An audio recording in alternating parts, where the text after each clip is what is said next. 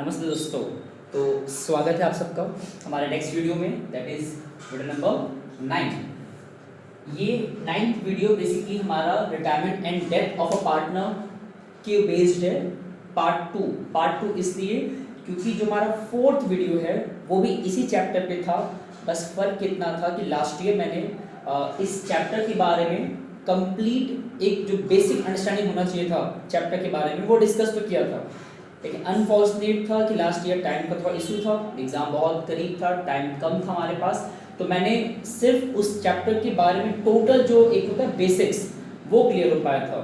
अब हम चाहते हैं कि ये जो लेक्चर होने वाला है इसको देखने से पहले वो सारे बच्चे जो इसको देखने आ रहे हैं वो एक बार पहले वो वीडियो नंबर 4 देखें, क्योंकि इसमें हम दोबारा से पूरा जो बेसिक मैंने वहाँ डिटेल में डिस्कस किया है वो दोबारा मुश्किल हो जाएगा, अदरवाइज वीडियो बहुत लंबा बन जाएगा।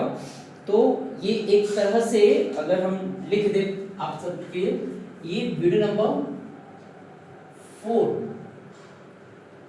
कंटिन्यूएशन उसका है।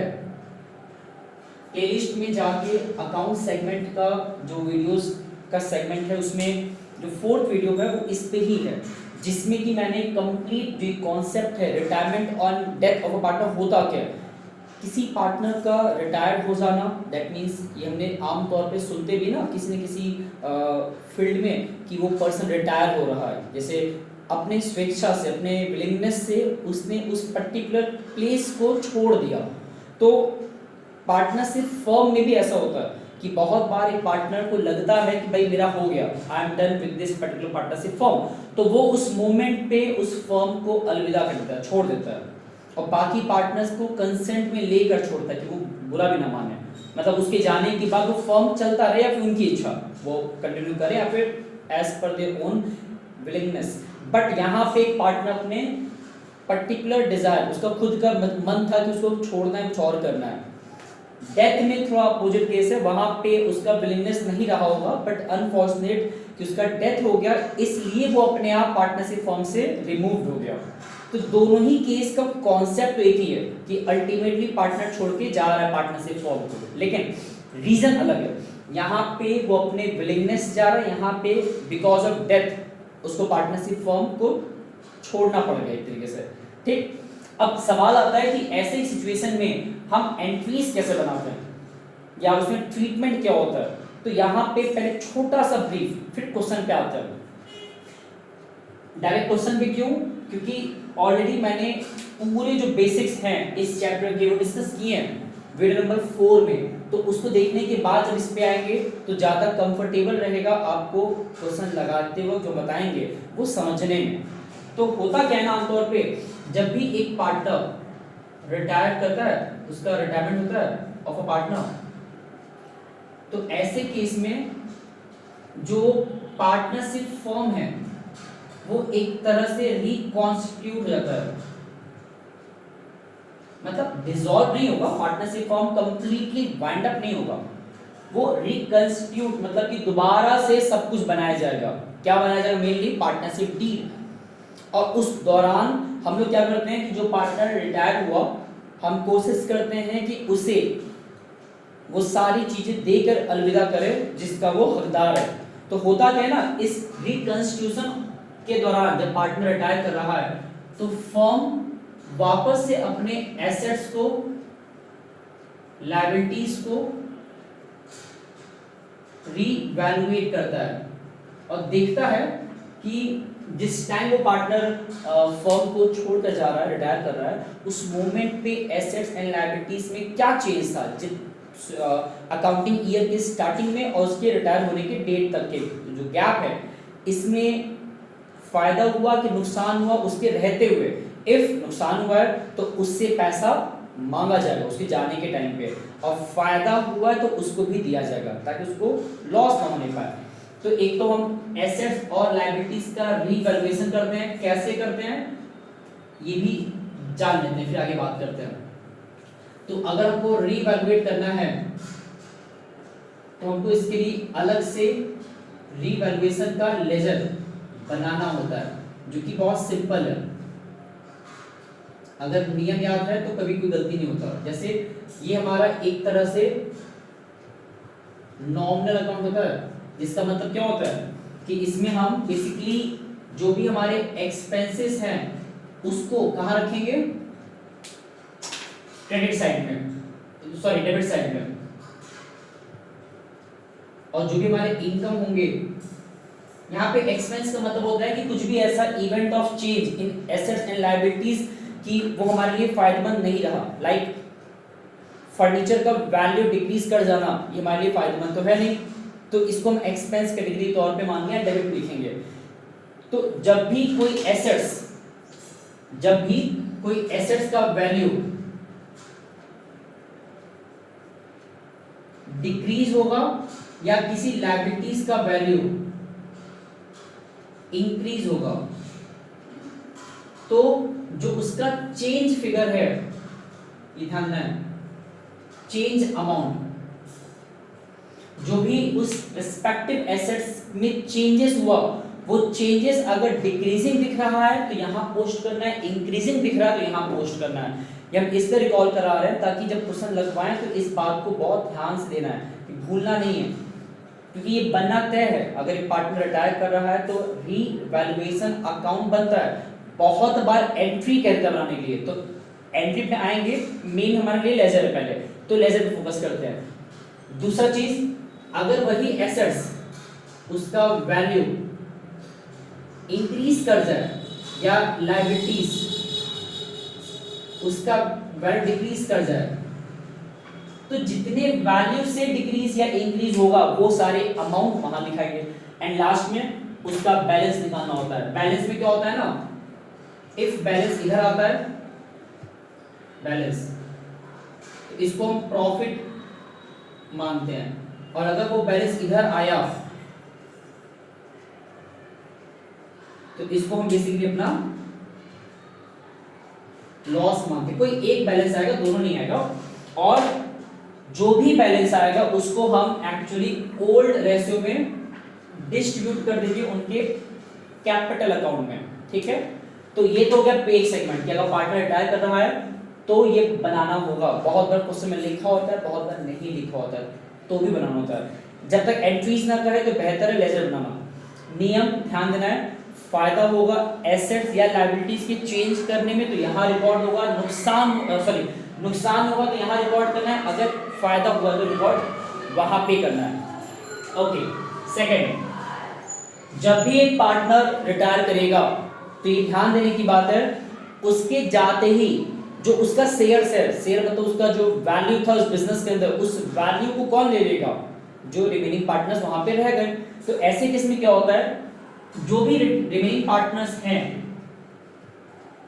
रिमेनिंग पार्टनर्स, उनको बेसिकली गेन होता है उस पार्टनर के जाने के दौरान। तो उस सिचुएशन में रिमेनिंग पार्टनर्स आपस में कितना गेन किए उस रिटायर्ड पार्टनर के जाने के बाद, तो वो कैलकुलेट करते हैं अपना क्या, गेनिंग रेशियो, जिसका फॉर्मूला क्या होता है, न्यू रेशियो माइनस में ओल्ड रेशियो। ये फॉर्मूला काम आएगा भी आगे चल के, ध्यान देना है।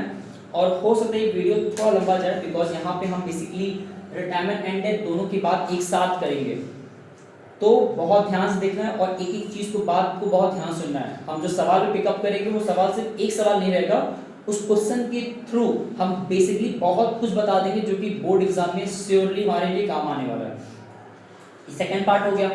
तीसरा, ये क्यों निकालना है गेनिंग रेशियो, क्योंकि जब कोई पार्टनर रिटायर करेगा ना तो एक्चुअली वो जाते वक्त बाकी पार्टनर से ये कहता है कि भाई हम तो चले जाएंगे बट मेरे भी एफर्ट से बिजनेस एम्पायर खड़ा हुआ है, तो आप लोग तो मेरे जाने के बाद भी कमाओगे, मेरे नाम पे कमाओगे, मेरे नाम का फायदा आपको मिलेगा।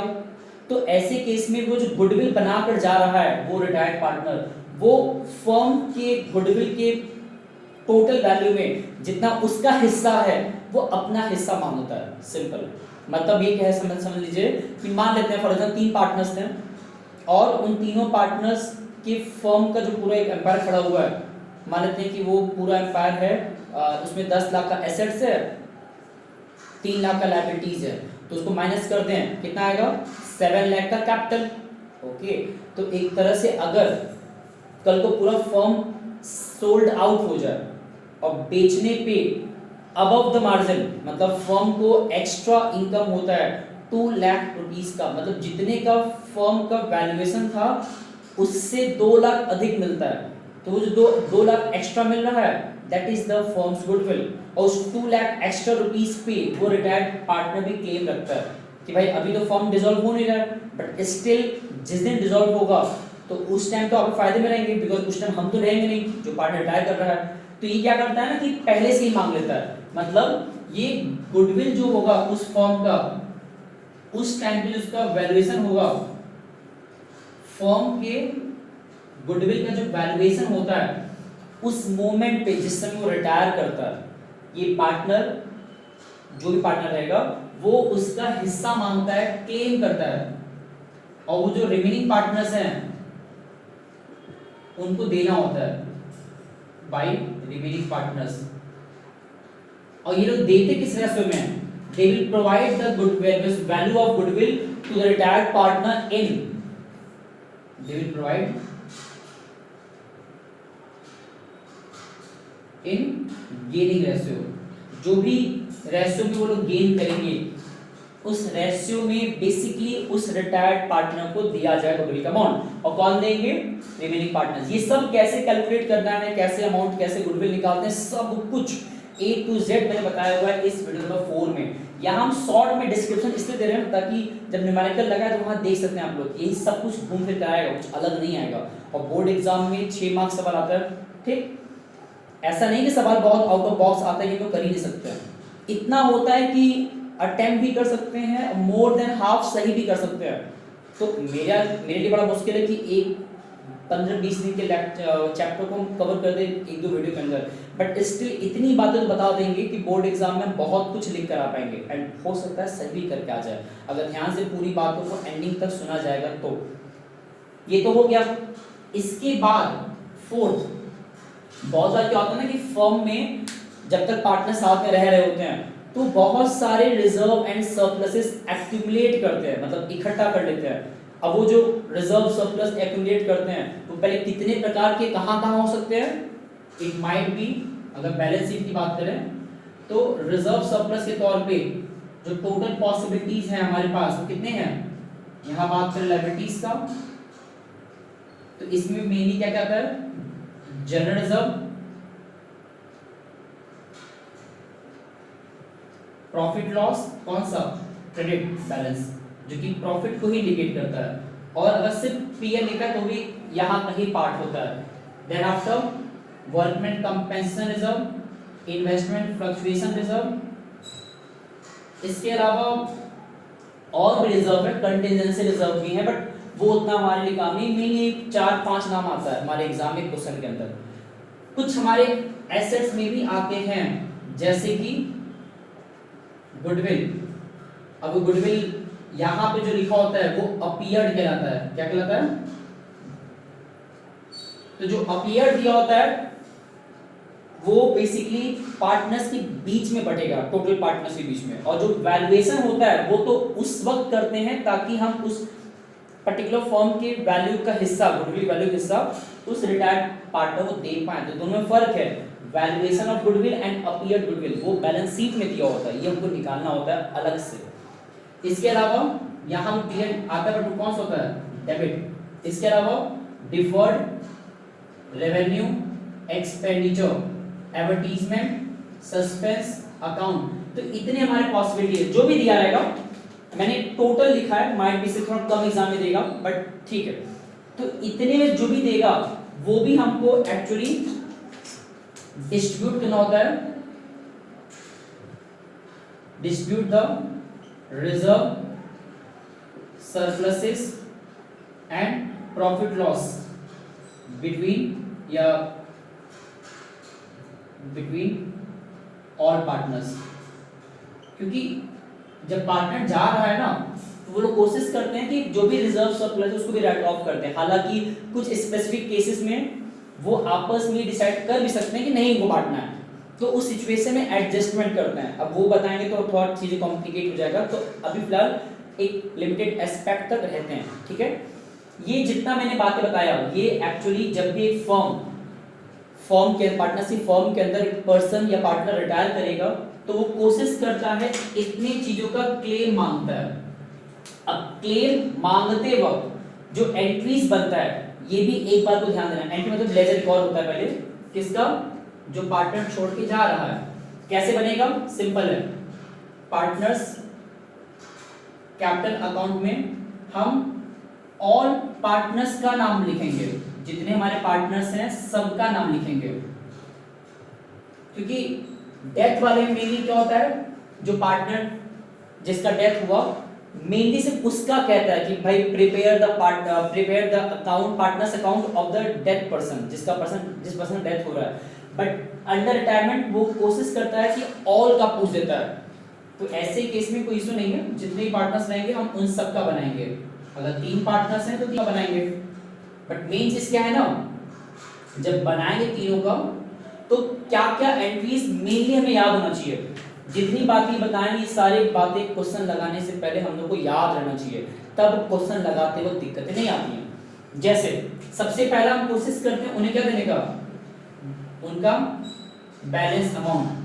बैलेंस यहाँ क्यों आया, क्योंकि ये लायबिलिटी होता है एक तरीके से, और किसी भी लायबिलिटी का ओपनिंग कहाँ होता है, क्रेडिट साइड होता है, ठीक है ना। दूसरा, अगर रीवैल्यूएशन लेजर बनाते वक्त प्रॉफिट होगा, क्या होगा, प्रॉफिट, तो वो यहां रिकॉर्ड होता है, किधर, इधर, बाय रीवैल्यूएशन प्रॉफिट।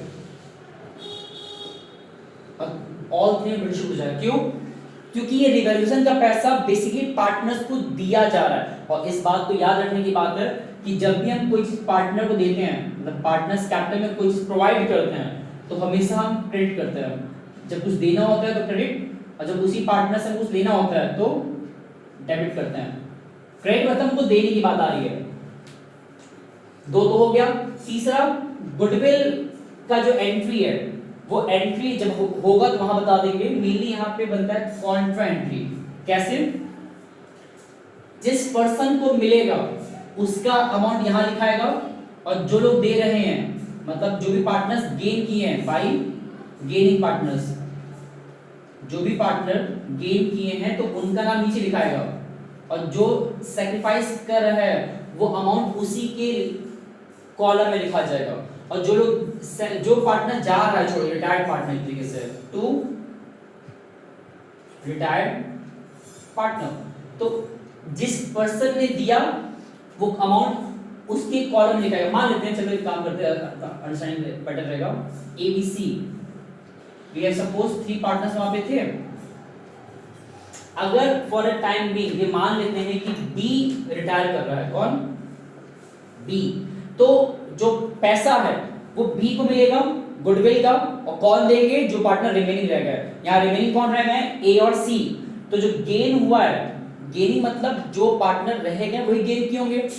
B के शेयर को अल्टीमेटली A और C ने पाया होगा, तो A and C are the gaining partners. तो A का C का नाम यहाँ लिखाएगा, A का और C का नाम, और अमाउंट लिखाएगा B कॉलम में, ठीक है। ये हम एंट्री बता रहे हैं गुडविल का। उसके बाद जो पार्टनर छोड़ के जा रहा है दैट इज B, तो उसका नाम यहाँ पे आएगा, और जो लोग पैसा देंगे उस B को गुडविल के नाम का, उनका अमाउंट उनके कॉलम में लिखा जाएगा। तो ये तो एंट्री था गुडविल का। एंड लास्ट, अगर कोई रिजर्व, सरप्लस, पीएल कुछ भी दिया है हमारे बैलेंस शीट में, मैंने वहां पे उतने पॉसिबिलिटीज लिखा है, बट एग्जाम में इतने पॉसिबिलिटी रहता नहीं है। सपोज कि 2 ही दिया है, कौन कौन सा, एक रिजर्व सरप्लस और एक पीएल डेबिट। तो इसका एंट्री कैसे यहाँ पे आएगा, तो बहुत सिंपल सा नियम है, याद कर लेना है।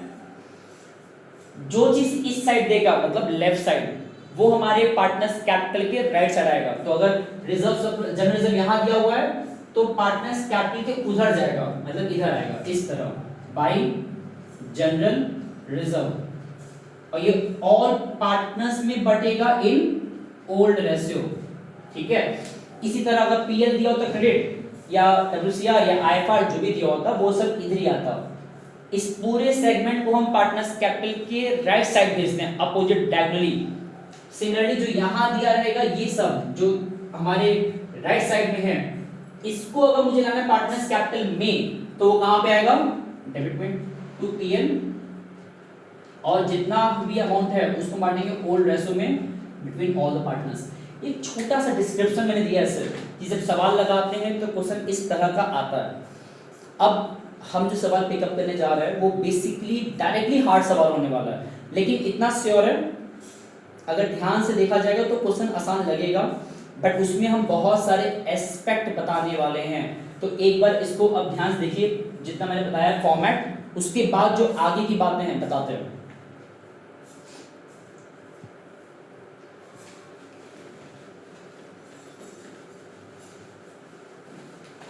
बेटर रहेगा कि पॉज कर भी सकते हैं क्योंकि हम बोर्ड मेरे पास एक ही है तो उसमें उसे इस्तेमाल करना रहेगा। ओके ठीक, अब आते हैं मेन चीज पे। हम सवाल पहले कौन सा पिकअप करने वाले हैं, सेम चीज है।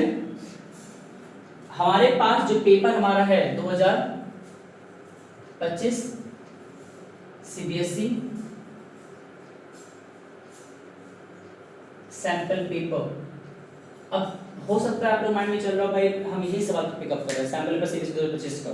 रीजन दो तीन है। पहला तो ये कि हर साल अगर सीबीएसई सैंपल पेपर प्रोवाइड करता है तो वो कुछ सोच समझ से करता है, उसमें जो क्वेश्चंस के लेवल होते हैं वो सेम सवाल नहीं, बट जो क्वेश्चन के लेवल हैं, क्वेश्चन का पैटर्न है, वो हमारे बहुत काम को होता है। तो उस पैटर्न को समझना है ताकि उस जैसे सवाल अगर बाई चांस आ ही जाए बोर्ड एग्जाम में तो हमारे लिए फायदा है। और दूसरा जो सवाल हम बताने जा भी रहे हैं ये एक्चुअली बहुत सारे वैरायटीज को एक जगह पे क्या कर देगा, इकट्ठा कर देगा, क्लब कर देगा। तो इसीलिए सवाल अपने आप में बेहतर है। अब हम सवाल कौन सा बताने जा रहे हैं, क्वेश्चन नंबर 24। Question number 24। अब क्वेश्चन टैली करना है, इसमें दिया हुआ है मेघना, देन आफ्टर महक एंड मंदी, 3 पर्सन्स यहां पे हैं और were partner in a firm whose balance sheet as on 31 March 2023 was as under। तो बैलेंस शीट दिया हुआ है बट हाँ इनका जो प्रॉफिट शेयरिंग रेशियो है वो अभी हमको मेंशन नहीं किया है। नहीं मेंशन किया है तो एक झटके में इक्वल मान लें, ऐसा नहीं है। बहुत बार हमें दिया होता है क्वेश्चन के लास्ट में भी, तो थोड़ा वेट करता है। तो यहाँ देख सकते हैं इसमें हमें एक बैलेंस शीट दिया हुआ है, देन आफ्टर बहुत सारे नीचे इंफॉर्मेशंस दिए हुए हैं। जब भी क्वेश्चन इस टाइप का आता है मोस्टली क्या होता है, चॉइस दिया होता है और लगाकर या तो क्वेश्चन देगा रिटायरमेंट का या और लगाकर देगा एडमिशन का। आमतौर पे ये होता है हर साल। इस बार थोड़ा अलग है, इस बार जो और में दिया वो दिया है फंडामेंटल्स ऑफ पार्टनरशिप फर्म, वहां का सवाल दे दिया है। तो हम उम्मीद करेंगे जब इसके बाद में नेक्स्ट वीडियो बनेगा दैट इज वीडियो नंबर 9, वो पार्टनरशिप फर्म के फंडामेंटल्स पे ही रहेगा, उम्मीद पूरा उसी पे रहेगा बनाने का। तो उसमें हम बताएंगे कि कैसे क्वेश्चन वहां पे आ सकते हैं। बट अभी आते हैं रिटायरमेंट पे। एडमिशन का भी क्वेश्चन अगर हो पाएगा लगवा देंगे क्योंकि वो बहुत हद तक सेम है, रिटायरमेंट जैसा ही है, बहुत ज्यादा कुछ वेरिएशंस है नहीं। स्टिल एक सवाल उसका भी लगवाएंगे ताकि एग्जाम में सवाल जब आएगा हो सकता है इसका हार्ड या कुछ अलग आ जाए, उसका पढ़ाया हुआ आ जाए, तो जो इजी लगे वो ऑप्ट करना है फिर। बट ये सवाल जो है ये अपने आप बेस्ट सवाल है। तो इसमें लिखा क्या है, 3 पार्टनर्स आर देयर एंड उनका बैलेंस शीट अवेलेबल दिया हुआ है जिसमें कि बैलेंस शीट में एक तरफ एसेट्स एक तरफ लायबिलिटीज में इंफॉर्मेशन दिए हैं। क्या क्या इंफॉर्मेशन दिया है उस पे बात करेंगे आगे चल के, पहले सीधा आगे जंप करते हैं। लिखा है बाद में महक रिटायर्ड ऑन दिस डेट, यहाँ पे जो रिटायरमेंट हुआ है किसका हुआ है, महक का। She has been retired from the partnership firm. Then after उसमें बात बता क्या रहा है, हमें 5 बातें नीचे लिखा है और याद रखना है किसी भी पॉइंट को हम स्किप या इग्नोर नहीं कर सकते हैं। नहीं आता है तो भी वहां रुकना है, समझना है इसमें क्या बातें कह रहा है क्योंकि आंसर नहीं आएगा फिर। तो क्या क्या लिखा है, to reduce stock and furniture by 5% 10% respectively, to provide for doubtful bad debt 10% on data, goodwill was valued at 12,000, creditors of 8,000 were paid or settled at 7,100, and last जो 5वां पॉइंट है तो बड़ा लिखा हुआ है, इसको पढ़ेंगे तो लास्ट में। एंड एंडिंग में क्या रहा है, prepare revaluation account and partners capital account. हमें यहाँ पे बनाना क्या है, यहाँ पे हमें बनाना है पहला रीवैल्यूएशन अकाउंट। एक काम करते हैं यहाँ पे स्पेस हो सकता है कम पड़ जाए तो हम उस चीज को वहां बनाते हैं, ठीक है ना। आई होप दिखेगा वहां पे revaluation account and second of हमें क्या बनाना है, पार्टनर्स कैपिटल अकाउंट। तो हमें 3 चीजें बनानी है। जितने पार्टनर्स होंगे हमें उन सभी का नाम लिखना होगा। जैसे यहाँ पे नाम कितने थे हमें पार्टनर्स के, 3, मेघना, महक, सीक्वेंस नहीं बदलना है, ये ध्यान देना है, मनदीप। ठीक, डेट का उतना कोई नीड नहीं है। एंड हाँ एक बात और, फॉर्मेट में भी एग्जैक्ट हम पूरा प्रॉपर फॉर्मेट बनाएं, मतलब उसमें जनरल फॉलियो, इनवॉइस नंबर, ये सब इतना ज्यादा कुछ नहीं है, कोई बहुत ऐसा नहीं कि उसके बिना मार्क्स कट जाएगा, तो ठीक है।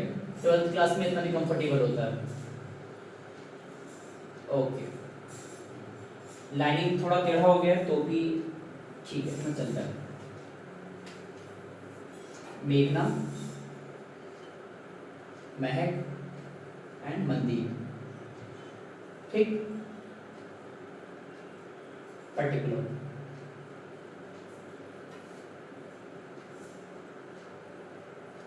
ओके, हमें डायग्राम फिलअप नहीं करना है, पहले फिलअप करना है रिवैल्यूएशन अकाउंट, क्योंकि ये पहले बनता है, रिवैल्यूएशन अकाउंट। और इसका जो फॉर्मेट था, मतलब बेसिक तरीका कि कैसे बनता है रिवैल्यूएशन का लेजर, ये मैंने अभी जस्ट डिस्कस किया कुछ देर पहले, तो कुछ ज़्यादा अलग नहीं होगा।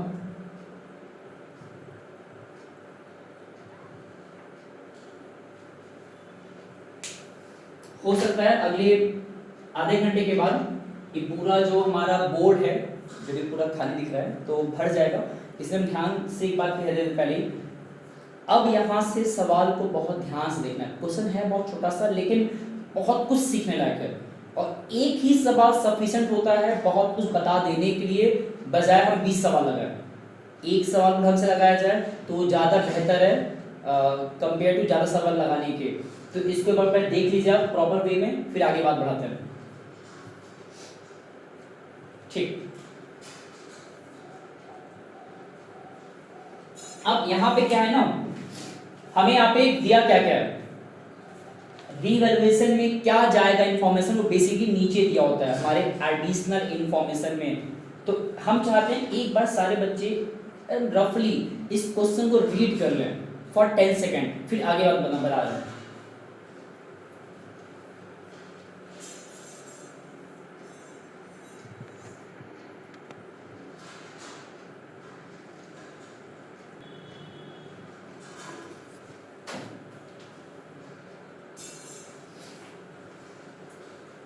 ओके, तो यहाँ पे हमें सबसे पहले क्या कहा था, to reduce the stock and furniture 5% and 10% respectively. दोबारा से रिकॉल कर रहे हैं, ध्यान से देखना है। रीवैल्यूएशन में बेसिकली हमारे एसेट्स और लायबिलिटीज के चेंजेस आते हैं, एसेट्स एंड लायबिलिटीज के जो चेंज वैल्यू है, चेंज्ड वैल्यू, हम उस चेंज फिगर को ही तो यहाँ पे लाते हैं अपने रिवैल्यूएशन में। और कैसे लाते हैं, क्या सिस्टमैटिक वे था, एसेट्स अगर डिक्रीज हुआ, लायबिलिटीज इंक्रीज हुआ, तो ये जाएगा डेबिट में। एसेट्स हमारा इंक्रीज हुआ, लायबिलिटीज डिक्रीज किया, तो जाएगा हमारा क्रेडिट में। तो यहाँ पे पहले ही कह रहा है हमें अपने स्टॉक को एंड फर्नीचर को रिड्यूस करना है 5% 10% रेस्पेक्टिवली। ये दोनों हमारे एसेट्स हैं, स्टॉक एंड फर्नीचर, दोनों रिड्यूस करना है। दैट मींस इनका वैल्यू घटाना है। तो एसेट्स जब भी डिक्रीज करेगा तो कहाँ रिकॉर्ड होगा, डेबिट में। और कितने से, उसमें लिखा है स्टॉक को रिड्यूस करना है 5% से। हमारे पास जो स्टॉक ऊपर दिया बैलेंस शीट में वो दिया है 28,000, तो 28,000 का 5% कितना होता है 1400। उसके बाद हमें फर्नीचर को भी रिड्यूस करना है 10% से। ऊपर जो हमारा दिया फर्नीचर 5000 का, तो ये कितना आएगा, टू फर्नीचर अकाउंट 500, बिकॉज 5000 का 10% 500 आता है। तो जो पहला पॉइंट था हमने इजीली कर लिया। अब यहाँ तो एक ही पॉइंट दिया है, और भी कुछ भी कह सकता था, तो उस तरह दिमाग लगाना होता है कि अल्टीमेटली अगर assets increase decrease liabilities increase decrease जो भी दिखे उस तरह वहां पुट करना है। Next, to provide for doubtful bad debt at 10%। अब ये इंपॉर्टेंट है, हमारे पास डेप्टर था कितने का 20,000 का, उस डेप्टर ध्यान देना है provision for doubtful bad date बनता है डेटर पे, डेटर मतलब जिनसे मुझे पैसा मांगना होता है फ्यूचर में, तो एसेट्स में डेटर दिया 20,000 का 20,000 का, उस 20,000 का हमें 10% निकालना है एंड प्रोविजन बनाना है। ये प्रोविजन हमारे लिए क्या होता है, एक तरह का लायबिलिटी होता है और हमें लायबिलिटी बनाना है, क्रिएट करना है, तो लायबिलिटी इंक्रीज करना है ना तरीके से, तो यहां पे आएगा to provision for doubtful debt कितने का 10% ऑन डेटर, 20,000 का 10% कितना होता है, कुछ कैलकुलेशंस हम मान कर चल रहे हैं, बच्चे लगा लेंगे। तो 20,000 का 10% मतलब होता है 20,000 इंटू 10/100 2,000 आएगा। ठीक है, 2 पॉइंट हो गया। थर्ड पॉइंट लिख रहा है गुडविल वॉज वैल्यूड एट 12,000। अब यहां चीज क्या है ना कि हमें सीधा बता रहा है गुडविल का वैल्यूड फिगर दे दिया है, तो कुछ मिसिंग है क्या? देखिए गुडविल का जो वैल्यूड अमाउंट दिया है वो इसमें नहीं आता है, गुडविल का वैल्यूड अमाउंट इसमें नहीं आएगा, वो इसमें आएगा पार्टनर्स कैपिटल में। बताया था ना कि पार्टनर्स कैपिटल में आता है 4 चीजें, वो क्या क्या था, तुरंत रिवाइज कर दे रहे हैं, ये भी रिवीजन का ही पार्ट था। ठीक है, तो उसी तरह इसमें आएगा 4 चीजें, क्या क्या था, पहला बैलेंस बीडी, दूसरा रिवैल्यूएशन का प्रॉफिट या लॉस जो भी आएगा बैलेंस, देन आफ्टर जो भी मतलब रिजर्व सरप्लसेस हैं वो आएगा, एंड उसके बाद गुडविल अमाउंट आता है वैल्यूड वाला। ठीक है, गुडविल अपीयर्ड भी दे सकता है, वो रिजर्व सरप्लस के अंदर में आ जाएगा, वैल्यूड जो क्वेश्चन में दिया वो इसी में आएगा। ठीक है, तो उसमें क्या जाएगा फिर, 2 पॉइंट तो हो गया। फोर्थ पॉइंट लिखा है द क्रेडिटर जिसका वैल्यू 8,000 था, ऊपर जो क्रेडिटर लिखा है वो लिखा है 28,000, 28,000 में से 8,000 क्रेडिटर की बात कर रहा है सिर्फ, तो क्या कह रहा है, creditors of 8,000 were settled at 7,100। हमने अपने क्रेडिटर्स को जिनको कि मुझे 8,000 देना था, पे करना था, फर्म 8,000 जिनको पे करने वाला था, फर्म ने उन्हें 7,100 दिया सर, 900 रुपए कम दिया, तो हमने एक तरह से अपने लायबिलिटी को कम पे किया, जो कि हमारे लिए क्या है, फायदा, इनकम। तो यहां पे आएगा बाय क्रेडिटर, कितने से आएगा, मैंने फिर से कह दिया चेंज अमाउंट लाना होता है, तो 8,000 के क्रेडिटर को अगर हमने 7100 पे किया तो मतलब we have given him 900 less, that less amount is income for us, तो हमने उसको कहां पुट कर दिया, क्रेडिट में। अब इसमें जो लास्ट पॉइंट है वो लास्ट पॉइंट भी बेसिकली यहाँ के बारे में बात है, उसके बारे में बातें नहीं है, तो हम क्या करेंगे, उसको इग्नोर करेंगे एटलीस्ट रिवैल्यूएशन में पुट करने के लिए। तो सारे पॉइंट तो हमारे कंसीडर हो गए, तो वहां पे रिवैल्यूएशन में आने के लिए बहुत कुछ आ सकता था, बट हमारे लिए क्या था, थोड़ा आसान था, सिर्फ इतने ही हमारे काम का था। बहुत कुछ दे सकता है, दोबारा कह रहा है, लेकिन जब सवाल लगाते हैं तो वहां मिल जाता है।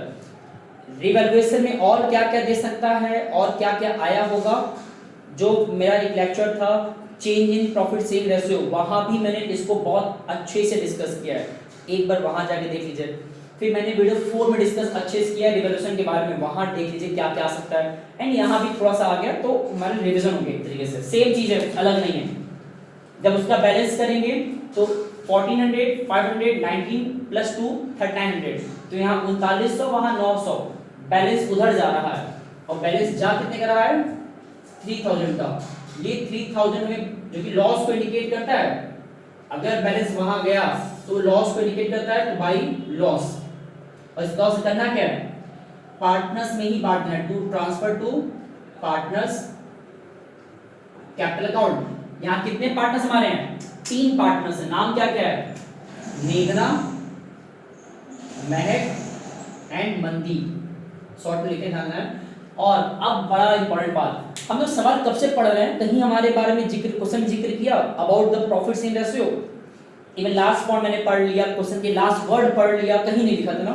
तो ऐसे केस में याद रखना है जब रेशियो मेंशन ना हो तो उस सिचुएशन में हमारा जो प्रॉफिट सेल रेशियो होता है कितना होता है, वो होता है हमारा इक्वल।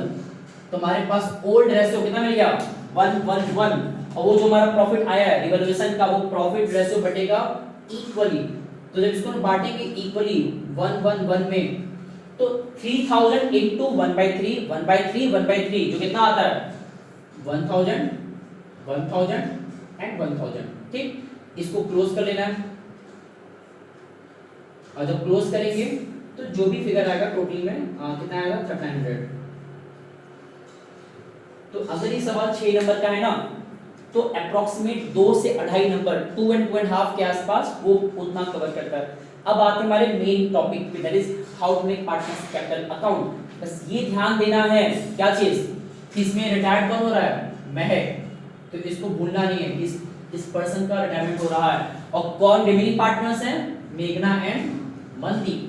ठीक, अब आते हैं अपने प्रोसेस पे, कुछ हार्ड नहीं है, ये चीजें हम लोग चैप्टर 2 में भी किए थे, बस वहां पर रिटायरमेंट नहीं था और प्रॉफिट से जैसे बदल रहा था उसे, बट प्रोसेस वही था।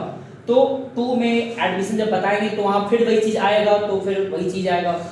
रिटायरमेंट में सेम चीज चल रहा है, इवन जब पढ़ाएंगे डेथ आगे चल रही इस लेक्चर में, तो वहां भी यही सेम चीज आएगा। तो कुछ बहुत कॉम्प्लिकेटेड नहीं चल रहा है, ठीक है, प्रोसेस वाइज है। सबसे पहला यहाँ पे क्या आएगा, उनका बैलेंस ऑल का, तो बाय बैलेंस बीडी। बैलेंस हमें दिया होता है बैलेंस शीट के कैपिटल में, जो कि लिखा है मेघना का 20,000, महक का 14,500 एंड मनदीप का 10,000।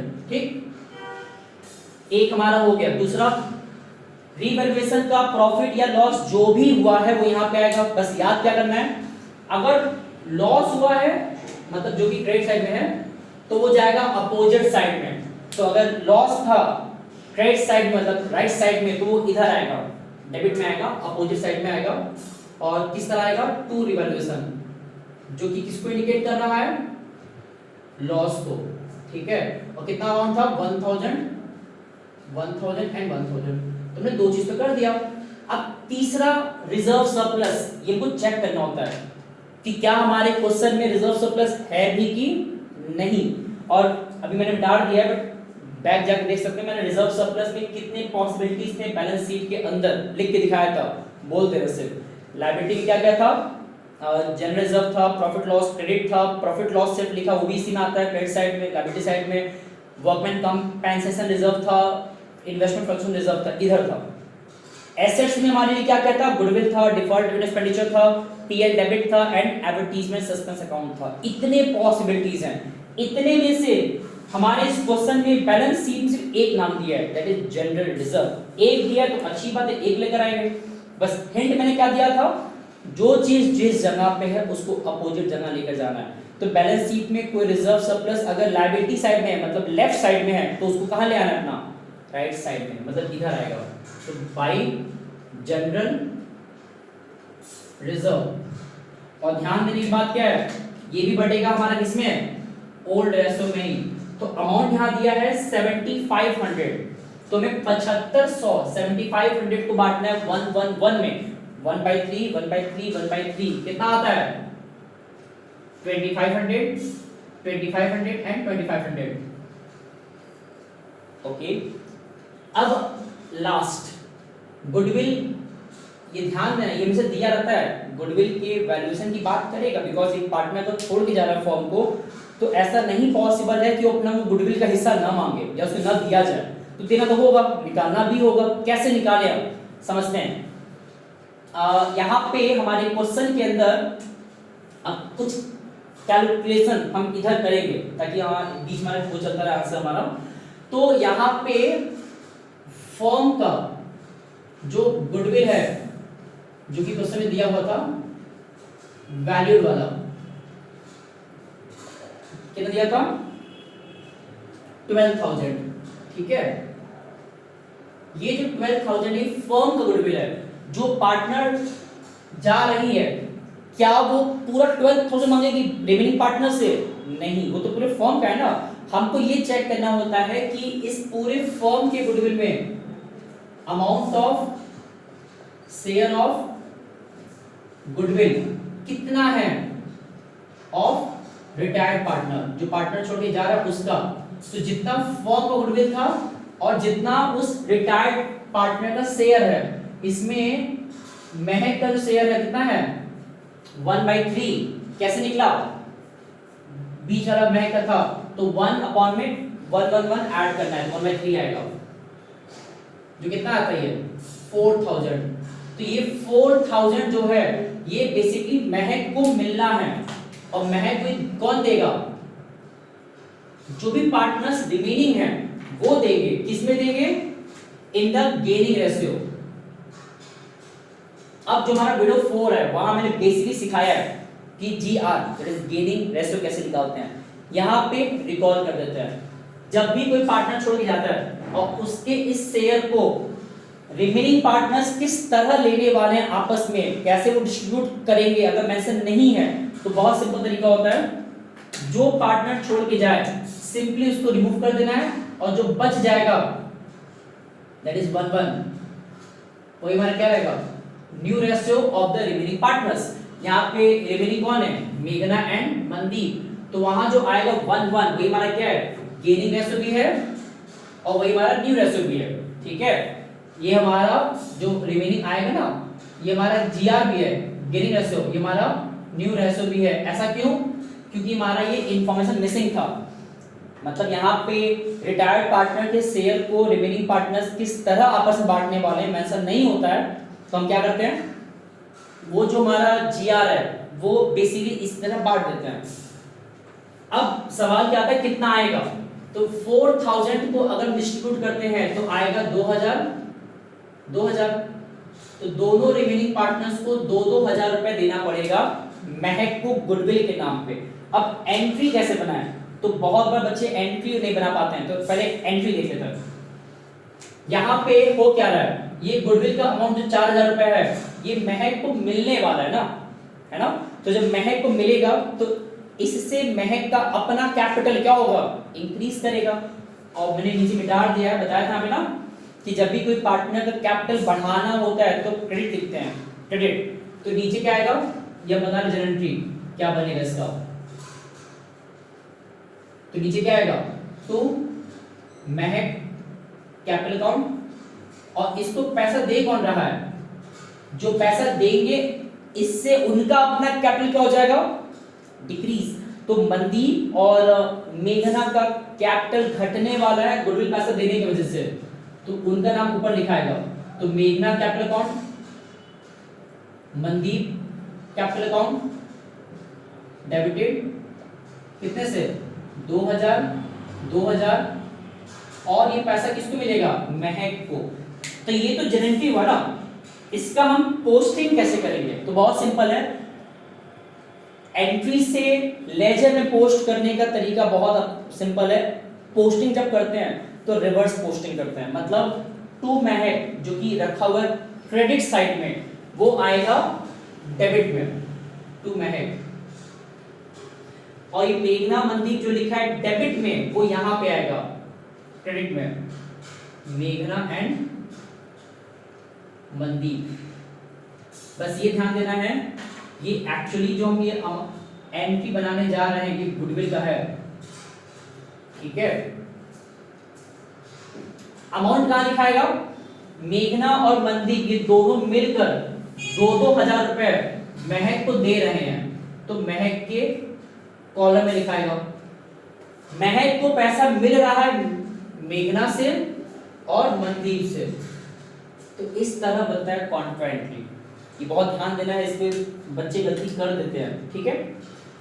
तो हमने एक तरह से जो 4 स्टेप लिखवाए थे पार्टनर्स कैपिटल अकाउंट बनाते वक्त, वो तो हो गया पूरा। अब इस पूरे सिचुएशन का हम क्या करते हैं, वाइंड अप। कैसे वाइंड अप करते हैं, बैलेंस निकाल के। आमतौर पे क्या होता है जब बैलेंस निकालते हैं ना तो इन तीनों का बैलेंस इधर आता है जो कि आएगा नहीं, बट यहाँ पे क्वेश्चन में कह रहा है कुछ अलग बात है। एक पार्टनर रिटायर कर रहा है और जब भी वो रिटायर करता है ना तो आमतौर पे क्या होता है पहले उसका सेटलमेंट करते हैं। तो यहाँ अब जो लास्ट पॉइंट मैंने स्किप किया था अब उसको पढ़ते हैं। क्या लिखा था? महक should be paid of. Last point क्या लिखा है? महक शुड बी पेड ऑफ। जो पर्सन छोड़ के जा रही है महक, उसको हम उसका पूरा पैसा पे कर देंगे, paid off. Entire sum payable to Mahak shall be brought in by मेघना एंड मनदीप। मतलब जितना पैसा महक को देना रहेगा वो पूरा पैसा कौन लेकर आएगा? मेघना एंड मनदीप लेकर आएंगे। मतलब पैसा देना है महक को, तो जो पैसे लगेंगे देने में वो पैसा मेघना और मनदीप को लाके देना होगा फॉर्म के अंदर, और कुछ इस प्रकार लाके देना होगा that capital should remain in the new as per new ratio। मतलब पैसा दे देने के बाद उनका अपना रेशियो किसमें हो जाना चाहिए? न्यू रेशियो में। प्लस जो फर्म का कैश बैलेंस है, the balance of 25,000 is to maintain in the cash account. इतने कंडीशन एक साथ दे दिया जो कि बच्चा पढ़कर श्योरली गलती भी कर देगा और शायद उसको सॉल्व ना भी करे, छोड़ दे शायद। तो देखते क्या है इसमें। पहले बेसिक तरीके से करते हैं। अगर महक जा रही है फॉर्म को छोड़ के, तो दिमाग से क्या चलना चाहिए? पहले उसका सेटलमेंट कर दिया जाए। कैसे? सिंपली उसको पे कर दे टू कैश अकाउंट। ये महक का बैलेंसिंग फिगर है महक के लिए। तो जब बैलेंस करेंगे और पेमेंट जब भी करते हैं तो टू कैश आता है। मैंने कैश क्यों लिखा? क्वेश्चन में कैश की बात कर रहा है। अगर बैंक कहता है तो बैंक लिखे होते हैं। बहुत बार लोन भी कहता है कि आप जो भी अमाउंट आएगा लोन में ट्रांसफर कर दीजिए, तो यहाँ लिखे होते हैं to Mahak loan account. But यहाँ पेमेंट की बात कर रहा है तो टू कैश आएगा। तो आइदर टू कैश आ सकता है या टू बैंक आ सकता है या फिर लोन अकाउंट आ सकता है। जो भी कहते हैं वो लाना होता है। कितना आएगा? बैलेंस निकालते हैं। 14,500 2,500 कितना हो गया? 17 19 21 नहीं आएगा? 500 हाँ 21,000 आएगा। ठीक है, मतलब हमें एक तरह से महक को कितना पे करना है? 21,000। अब इसके बाद जो हमारे रिमेनिंग पार्टनर्स हैं मेघना एंड मनदीप, एक कैजुअल उनका बैलेंस निकालते हैं। पहले कितना बैलेंस आएगा? To balance CD. ये हम बैलेंस निकाल रहे हैं ऑफ रिमेनिंग पार्टनर्स। ठीक है, कितना आएगा? 2.5 माइनस 3 19,500 और मनदीप का 12,500 9,500। अब बात क्या है ना, यहाँ पे जब मैं बैलेंस निकाला रिमेनिंग पार्टनर्स का पे करने के बाद वो कुछ इस प्रकार आ गया। कितना आ गया? 19,500 9,500। अब दिक्कत ये है कि क्वेश्चन में जो कहा था बातें क्या कहा था कि रिमेनिंग पार्टनर्स का जो बैलेंस होना चाहिए कैपिटल का वो इक्वल रहना चाहिए। इक्वल क्यों? Because as per new ratio, उनका कितना रेशियो है? न्यू वाला 1:1 बराबर होना चाहिए था, बट यहाँ तो बराबर नहीं आ रहा है। और दूसरी बात, क्वेश्चन में जो कैश बैलेंस अवेलेबल है वो 27,000 है, तो 27,000 का कैश है। हम 21,000 पे कर दिए तो पैसा बड़ा कम बच रहा है। और क्वेश्चन में कहा था कि पे करने के बाद 25,000 का कैश भी रहना चाहिए था। कितने कॉम्प्लिकेशंस हैं? कैश मेंटेन करना है, ठीक, पे करना है, ठीक, और उसके बाद जो कैपिटल अकाउंट होगा रिमेनिंग पार्टनर्स का वो भी होना चाहिए एज पर न्यू रेशियो, मतलब इक्वल होना चाहिए था, जो कि इक्वल भी नहीं है। तो इतने कंडीशंस को हम कैसे एक साथ फुलफिल करें? तो इसका एक ही तरीका है, इसको हम सॉल्व करेंगे नीचे आराम से सेपरेटली। तो इसको पहले नीचे ट्रांसफर कर देते हैं बाई बैलेंस बीडी। कितना अमाउंट है? मेघना का 19,500 उसका 9,500। यहाँ महक का ट्रीटमेंट पूरा हो चुका है, तो जो पार्टनर रिटायर हो रहा है हमने उसका पूरा जो ट्रीटमेंट है वो कंफर्टेबली सही से तरीके से कर लिया। अब हमारा मेन टास्क क्या है? हमारा मेन टास्क है कि जो बैलेंस आएगा रिमेनिंग पार्टनर्स का ऑफ रिमेनिंग पार्टनर्स वो होना चाहिए एज पर न्यू रेशियो। और एज पर न्यू रेशियो मतलब क्या होता है? इक्वल रहना चाहिए था। ये तो अभी अनइक्वल है, 19.5 और 9.5 कहाँ मैच कर रहा है? बराबर नहीं है। तो इसको बराबर भी करना है, फिर मिनिमम कैश मेंटेन भी करना है और पे भी कर देना है। तो इतने जो कंडीशंस है वो कैसे फुलफिल होगा? इसके लिए हमको छोटा सा करना पड़ेगा कैलकुलेशन, और ये जो कैलकुलेशन है ये अल्टीमेट कैलकुलेशन है, इसको बहुत ध्यान से देखना है कि कैसे बताने जा रहे हैं। पहली चीज तो ये जो कंडीशंस क्या क्या है कि हमको रिमेनिंग पार्टनर्स के कैपिटल अकाउंट को इक्वल रखना है, इक्वल मतलब कि एज पर न्यू रेशो रखना है, दूसरा पे कर देना है रिटायर्ड पार्टनर को, और तीसरा मिनिमम कैश भी मेंटेन करना है जितना क्वेश्चन में लिखा है दैट इज 25,000। तो ये कैसे सब होगा, तो इसके लिए जो क्रम बताना जा रहा है स्टेप्स, उसको बहुत ध्यान देखना है। क्या स्टेप्स हैं? पहला, जितना एडजस्टेड कैपिटल है ऑफ रिमेनिंग पार्टनर्स उनको लिख लेना है। यहां दो पार्टनर्स रिमेनिंग थे, कौन कौन?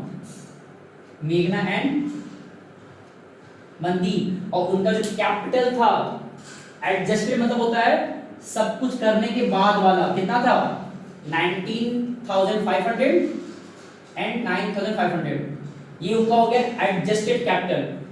उसके बाद जितना हम पे कर रहे हैं रिटायर्ड पार्टनर को, जितना हमने पे किया है टू रिटायर्ड पार्टनर, वो भी ऐड करना है इसमें।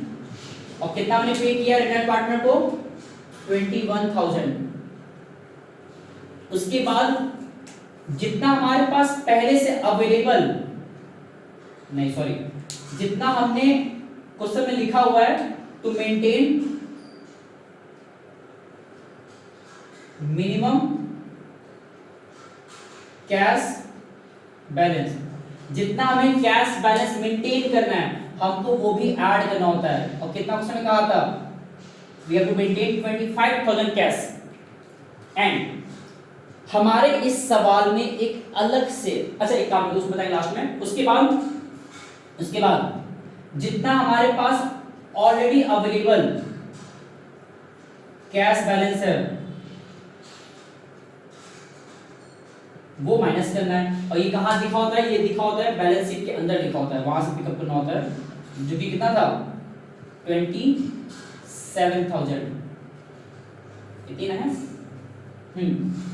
ये सब सॉल्व करके जो हमारे पास फिगर आएगा, कितना आएगा? तो सॉल्व कर लेते हैं। 19.5 9.5 कितना हो गया हमारा? 29 21 हो गया 30 75 75 75 माइनस 27 कितना हो जाएगा? 19 सॉरी 19.5 5 29 30 50 48,000 कितना आएगा? 48,000 कितना आएगा? अब सुनिए मेन चीज क्या है, इतनी आएगा देख लें।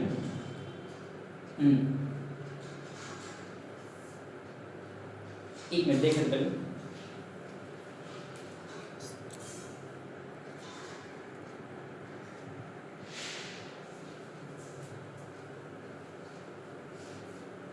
यहाँ पे जो गलती हुआ था ना, वो मुझसे हो सकता है जो बच्चे इस चीज नोटिस कर भी होंगे, मुझे अभी ध्यान में आया।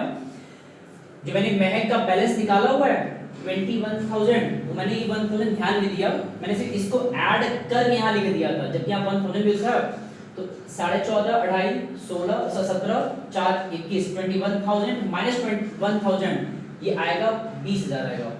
ठीक, तो हमने जो पेमेंट करना है महक को 20,000 करना था, अब ये आएगा 47,000। ठीक है, तो एक तरह से जो कैश बैलेंस आया सब कुछ सॉल्व करने कितना आया? 47,000। होता क्या है ना, हर बार किसी क्वेश्चन में यहां तक की बातें दिया होता है, बट हमारे इस क्वेश्चन में अलग से एक पेमेंट और दिखा दिया है। वो कौन सा था याद करिए? क्रेडिटर्स को हमको पे करना था 7,100, वो भी तो पैसा लाना होगा। क्रेडिटर्स को अगर मुझे 7,100 पे करना है तो पैसा कहां से आएगा? वो पैसा भी तो इनको अरेंज करना पड़ेगा, मेघना और मनदीप को। तो इस वजह से यहाँ पे अलग से हमको थोड़ा पैसा और अरेंज करना है। अमाउंट पे टू क्रेडिटर कितना? 7,100। अब ये कितना आएगा? 54,100। ये ध्यान देने की बात इसमें है कि अल्टीमेटली मैंने सॉल्व कैसे किया है, जितना उनका एडजस्टेड कैपिटल था वो मैंने पिकअप किया, जितना हमको पे करना है वो मैंने पिकअप किया, जितना हमको मेंटेन करना है मिनिमम बैलेंस वो मैंने पिकअप किया, और जितना हमारे पास ऑलरेडी कैश बैलेंस अवेलेबल है वो मैंने पिकअप किया। इफ रेयर केस में कोई एडिशनल हमें कोई पेमेंट करना है, एडिशनल ये एक्स्ट्रा दिया हो सकता है, इट माइट भी नहीं भी दिया हो सकता है, वो भी ऐड करना होता है। और एकमात्र मैंने सिर्फ इसको माइनस किया है, किसको, जो हमारे पास ऑलरेडी कैश बैलेंस था। सब कुछ करने के बाद जो हमारे पास पैसा आया ये एक्चुअली फर्म का रिमेनिंग पार्टनर्स का कंबाइंड कैपिटल होगा, जिसको कि हमें न्यू रेशियो में रखना है। किसमें, न्यू रेशियो में। जो इसको जब रखेंगे मतलब बांटना है इक्वली 54,100 into 1/2, 54,100 into 1/2, ये हमारा सॉल्व करने में कितना आएगा 27,050, 27,050। ये हमारा मेघना का है, ये हमारा मनदीप का है। ये जो एडजस्टमेंट कर रहे हैं ना, यही हमारे इस टॉपिक का मेन हिस्सा है कि किस तरह हम कैपिटल को रीएडजस्ट कर रहे हैं। तो कैसे हो रहा है, यहाँ पे जो कंडीशंस था, होता क्या है ना, अगर ये 5th पॉइंट जो दिया है, इतना पंचायत नहीं कहा होता ना, मतलब लिखा भी नहीं होता कि हमको महक को पे करना है, ये भी नहीं लिखा होता कि हमको मिनिमम कैश मेंटेन करना है, कुछ नहीं कहा होता, तो हम सिंपली यहाँ लिखते हैं to Mahak loan account 20,000 to balance CD, जितना अमाउंट दिया खत्म। बट यहाँ पे कंडीशन जो जोड़ दिया ना हमारे साथ में एक्स्ट्रा, क्या जोड़ा है कंडीशंस, दैट पे करना है, पहला कंडीशन। दूसरा कंडीशन कैश मेंटेन भी करना है 25,000 का। तीसरा कंडीशन कि उनका जो बैलेंस होना चाहिए, जो आमतौर पे अपने आप से कुछ भी रैंडम आ गया, वो रैंडम ना आकर के इक्वल या न्यू रेशियो में रहना चाहिए था। तो हमने जब पूरे कंडीशंस को एक साथ कंपाइल किया, तो जो हमारे पास अमाउंट आया फर्म का, ये जो अमाउंट आया, ये हमारा एक्चुअल क्या है, ये हमारा फर्म का टोटल कैपिटल आया, किसका, ऑफ रिमेनिंग पार्टनर्स, ठीक है। फिर उसी को मैंने बांट दिया है एज पर न्यू रेशियो में, जो कि हमारे पास 1 था, जो इतना आया। तो जो हमारा रिमेनिंग पार्टनर्स का कैपिटल अकाउंट है, कैपिटल अमाउंट सॉरी, वो एज पर न्यू रेशियो कितना आया 27,050, 27,050। अब हमें करना क्या है, सिर्फ इसको आखिरी लेवल पे फाइनलाइज करना है, लास्ट इसका बैलेंस निकालकर। और जब बैलेंस निकालेंगे तो हमें पाएंगे कि इसका बैलेंस कहाँ पे आ रहा है, चेक करते हैं, 19,500, 27,50, तो बैलेंस उधर जा रहा है। और जब भी बैलेंस उधर जाएगा तो क्वेश्चन में कहा था वो पैसा लेकर आएंगे, तो बाई कैश। ये हमारा आ रहा है बैलेंसिंग फिगर, जो क्या रिप्रेजेंट कर रहा है, that they are bringing the cash. कितना बैलेंस आएगा माइनस करते हैं, तो माइनस करने का हमारा आएगा 50, उसके बाद कितना आएगा 9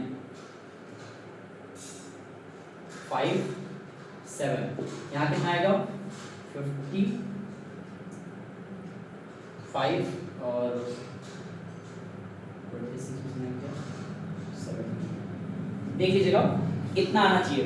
तो ये जो हमारा आंसर आया ना,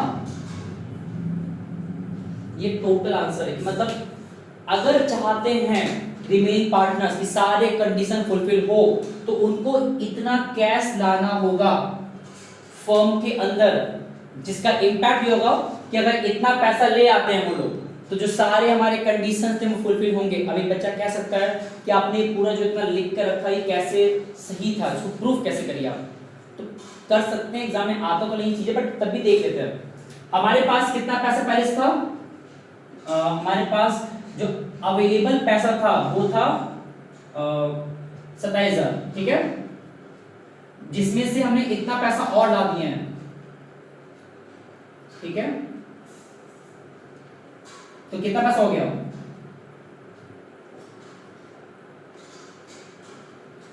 52,100, जिसमें से हमने 20,000 किसको पे कर दिया, रिटायर्ड पार्टनर को। इसके बाद हमने क्रेडिटर पे किया था 7100 रुपया, कितना बचा 25,000, और देख सकते हैं इतने को मेंटेन भी करना था, आया ना। तो ये तरीका है चेक करने का, बट कोई खास नीड नहीं था। ये हमारा बेसिकली एक छोटा सवाल है, हम मजाक कर रहे हैं, बड़ा सवाल था, लेकिन इसमें जो कॉन्सेप्ट है बड़ा इंपॉर्टेंट था कि ये जो लास्ट ट्रीटमेंट मैंने किया है, how to adjust the capital account by following the various conditions, यहाँ पे इतना ही लिखा है। एक बार देखिए, फिर इसमें बहुत चेंजेस करने जा रहे हैं इस क्वेश्चन के थ्रू, और बहुत कुछ बताने के लिए, ठीक है। अब क्या चेंज करने जा रहे हैं? पहला चीज, इस पूरे क्वेश्चन में जो पे किया जा रहा है, माइट भी कहा जाता है, पे नहीं करना है, हमको लोन अकाउंट में ट्रांसफर करना है। तो सिंपली क्या करते हैं, टू महक लोन अकाउंट 20,000, फिर जितना मैंने यहाँ पे लिखा है 20,000 पेमेंट लिखा है, नहीं करना होता। मतलब ये पूरा सब कुछ जो मैंने लिखा है वो रहता, सिर्फ ये जो मैंने बीच में लिखा है प्लस 20,000 उसको स्किप कर देता, क्योंकि ये जो मैंने पूरा प्रोसेस लिखा है इसमें सिर्फ ये माइनस था, बाकी सब प्लस करना होता है, ये ध्यान देना है। दूसरी चीज, अगर हम ये कहें कि सेम सवाल हमारा डेथ वाले चैप्टर का भी हो सकता था, मतलब जहां पे लिखा है कि महक हैज बीन रिटायर्ड या she has willingly retired the partnership firm, छोड़ दिया अपनी इच्छा से, हो सकता है यहाँ पे लिखा होता महक का डेथ हो गया किसी वजह से, और फर्म अब महक का पूरा पेमेंट करना चाहता है। तो जितना बातें मैंने यहाँ बताया है, यही सब कुछ डेथ वाले केस में भी रहता, सिर्फ इतना सा फर्क होता कि जहां टू कैश लिखे हैं, अब यहाँ पे टू कैश नहीं आता, क्योंकि ऑब्वियस सी बात है, यहाँ तो महक अब जा रही है, डेथ हुआ है तो पैसा लेके तो जाएगा नहीं। तो पहले पैसा देखो, पहले हम पेमेंट ऑन स्पॉट नहीं करते हैं जब किसी पर्सन का डेथ होता है। अगर यहाँ पे इसका डेथ रहा होता तो क्या करते हैं, पहले हम उस बैलेंस अमाउंट जितना महक को देना है वो हम ट्रांसफर करते महक के एग्जीक्यूटर के अकाउंट में। ये एग्जीक्यूटर कौन होता है? ये बेसिकली उस पार्टनर का नॉमिनी होता है। इट माइट बी, मान लो महक अगर फीमेल पर्सन है तो हो सकता है महक का जो हस्बैंड होगा उसको दिया जाएगा पैसा, उसके बच्चों को दिया जाएगा, तो ऐसे लिखा रहेगा महक एग्जीक्यूटर अकाउंट। अब इतना दिया जाएगा, बाकी जो भी आगे प्रोसीडिंग है चलता रहेगा। तो मतलब डेथ में और रिटायरमेंट में कुछ खास फर्क नहीं है। हम क्या करते हैं ना, एक काम करते हैं, अगर हम इसी चीज को इतना सफल नहीं किए होते हैं, जो इतना कंडीशन मैंने जोड़ दिया है, बहुत बार नहीं भी जोड़ना होता है, जैसे एक काम करते हैं, थोड़ा सिंप्लीफाई करते हैं।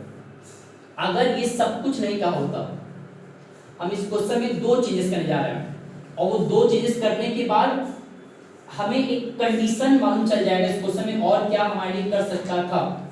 या चलिए कॉम्प्लिकेट ना हो तो अभी हम इसको वो क्या कहते हैं उसको हम लोग,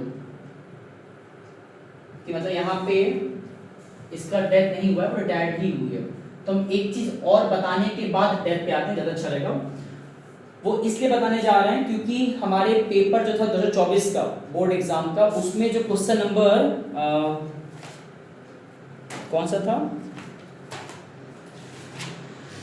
24 का बी पार्ट, 24 का जो क्वेश्चन 24 है ना, जो इसका बी पार्ट था 2024 के पीवाई की बात कर रहे हैं। कौन सा कोड है? कोड है 6741। 6741। तो इसमें जो सवाल एक पूछा है 24 वाला सवाल, वो भी इसी तरह का है, कुछ अलग नहीं है, सिर्फ एक ही फर्क है। और फर्क क्या है कि सपोज हमने महक को पे नहीं किया, तो क्या किया हमने, सिंपली उसको एक तरह से जो भी उसका पेमेंट कर जितना करना है 20,000, हमने उसके लोन अकाउंट में ट्रांसफर कर दिया, महक लोन अकाउंट। और ये भी ध्यान देना है, अगर क्वेश्चन में नहीं लिखा होता ना बैलेंस ऑफ रिटायर्ड पार्टनर, तो अगर क्वेश्चन में नहीं लिखा होता है अबाउट क्या करना है, पे करना है कि उसको लोन में ट्रांसफर करना, कुछ नहीं लिखा है, तो जब तक पेमेंट की बात न कहे हमेशा हम लोन में ही ट्रांसफर करते हैं, ठीक है। तो अब 20,000 का लोन ट्रांसफर हो गया, महक का काम खत्म। अब उसके बाद जो नॉर्मल बैलेंस हमारा तो भी निकलेगा महक का, मनदीप का, सॉरी मेघना का, मनदीप का, इतना ही आएगा, ठीक है।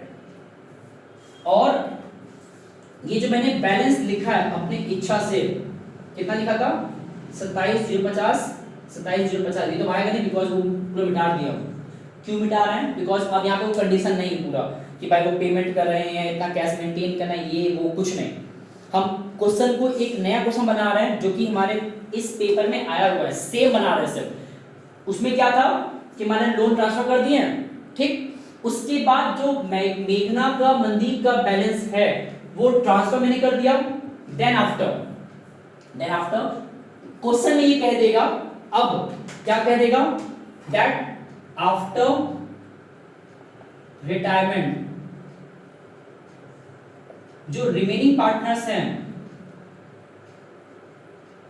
वो बेसिकली ये बता रहे केस, ध्यान देना है, जो इसके पहले करवाए थे वो मानते केस 1 था, इसको केस 2 मान लेते हैं फॉर इंस्टेंस।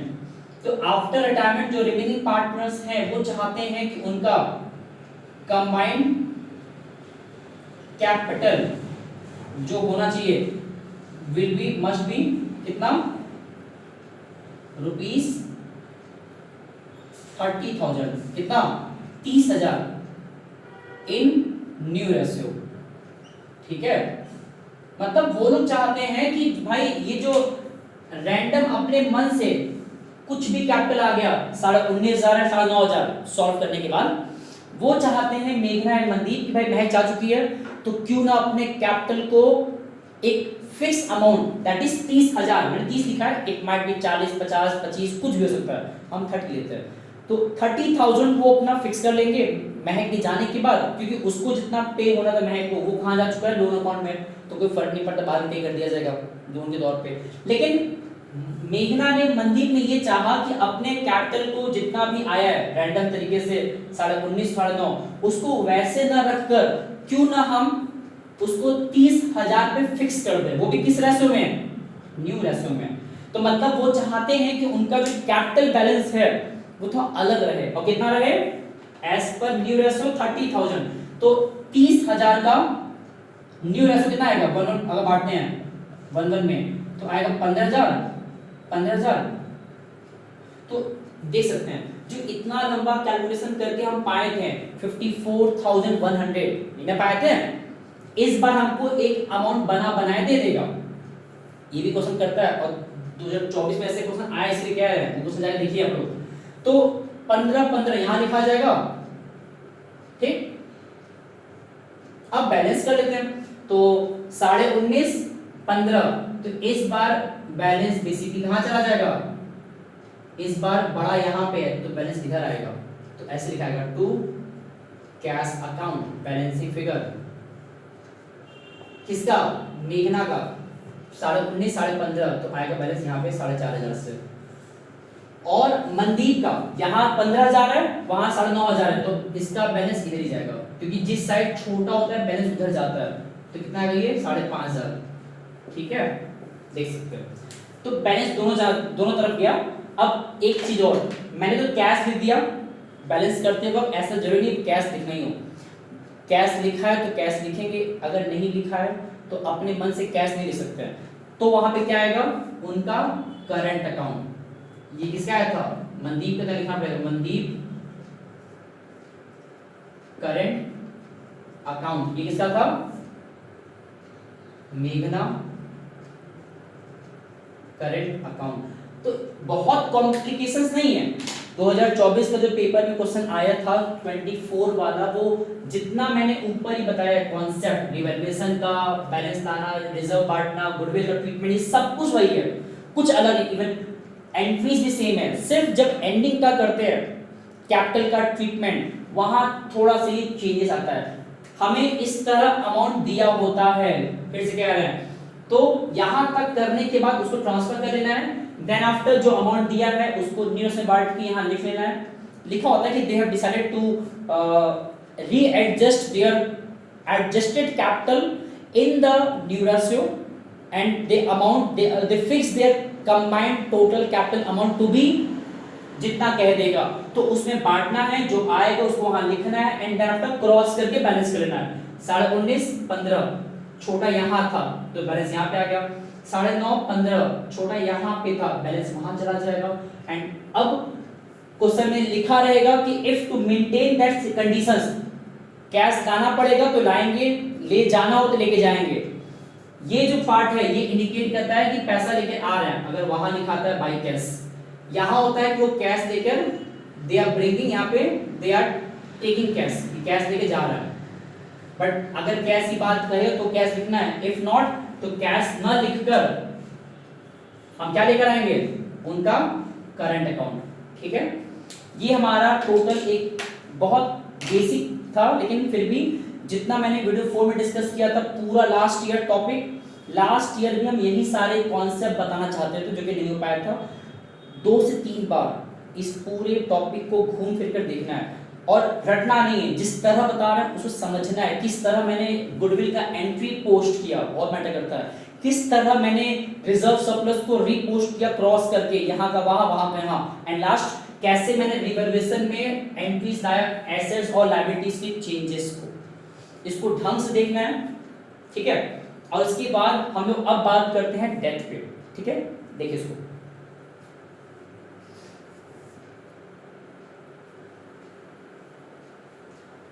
ओके अब यही सेम सवाल डेथ के लिए भी आ सकता था। बस पता है होगा क्या, फिर डेथ वाले क्वेश्चन में क्या होता है, वहां पे लिख देता है कि only you have to make the partner the capital of the deceased partner. Disease मतलब जिसका डेथ हुआ है उसका ही बनाना है। तो अगर ऐसा करेगा ना तो जितना हमने सॉल्व किया ये हमारे काम का है, सिर्फ कुछ सफलिंग कर देते हैं। जैसे क्या क्या, अब हमको मनदीप का जरूरत नहीं, क्यों, क्योंकि उसमें लिखा रहेगा कि हमें जिसका डेथ हुआ है, हम मान लेते हैं डेथ इसका हुआ है, हम सिर्फ इसी क्वेश्चन को थोड़ा सा कन्वर्ट करें डेथ वाले क्वेश्चन के तौर पे, फिर इसको रब करके एक सवाल लगवाएंगे भी। बस एक बार देख लीजिए, डेथ और रिटायरमेंट कुछ अलग नहीं है, सेम है। तो हम क्या कर रहे हैं, जिसका डेथ हुआ है सिर्फ उसका लिखेंगे, बाकी सब मिटा देंगे। और नीचे और कोई काम का नहीं, क्योंकि यहाँ जब रिमेनिंग पार्टनर्स की बात ही नहीं हो रही है, मतलब उसका कैपिटल कौन बनाना ही नहीं है, तो वो हमारे काम का नहीं है। तो मैंने क्या किया, रब कर दिया रिमेनिंग पार्टनर्स के फिगर्स को, ठीक है।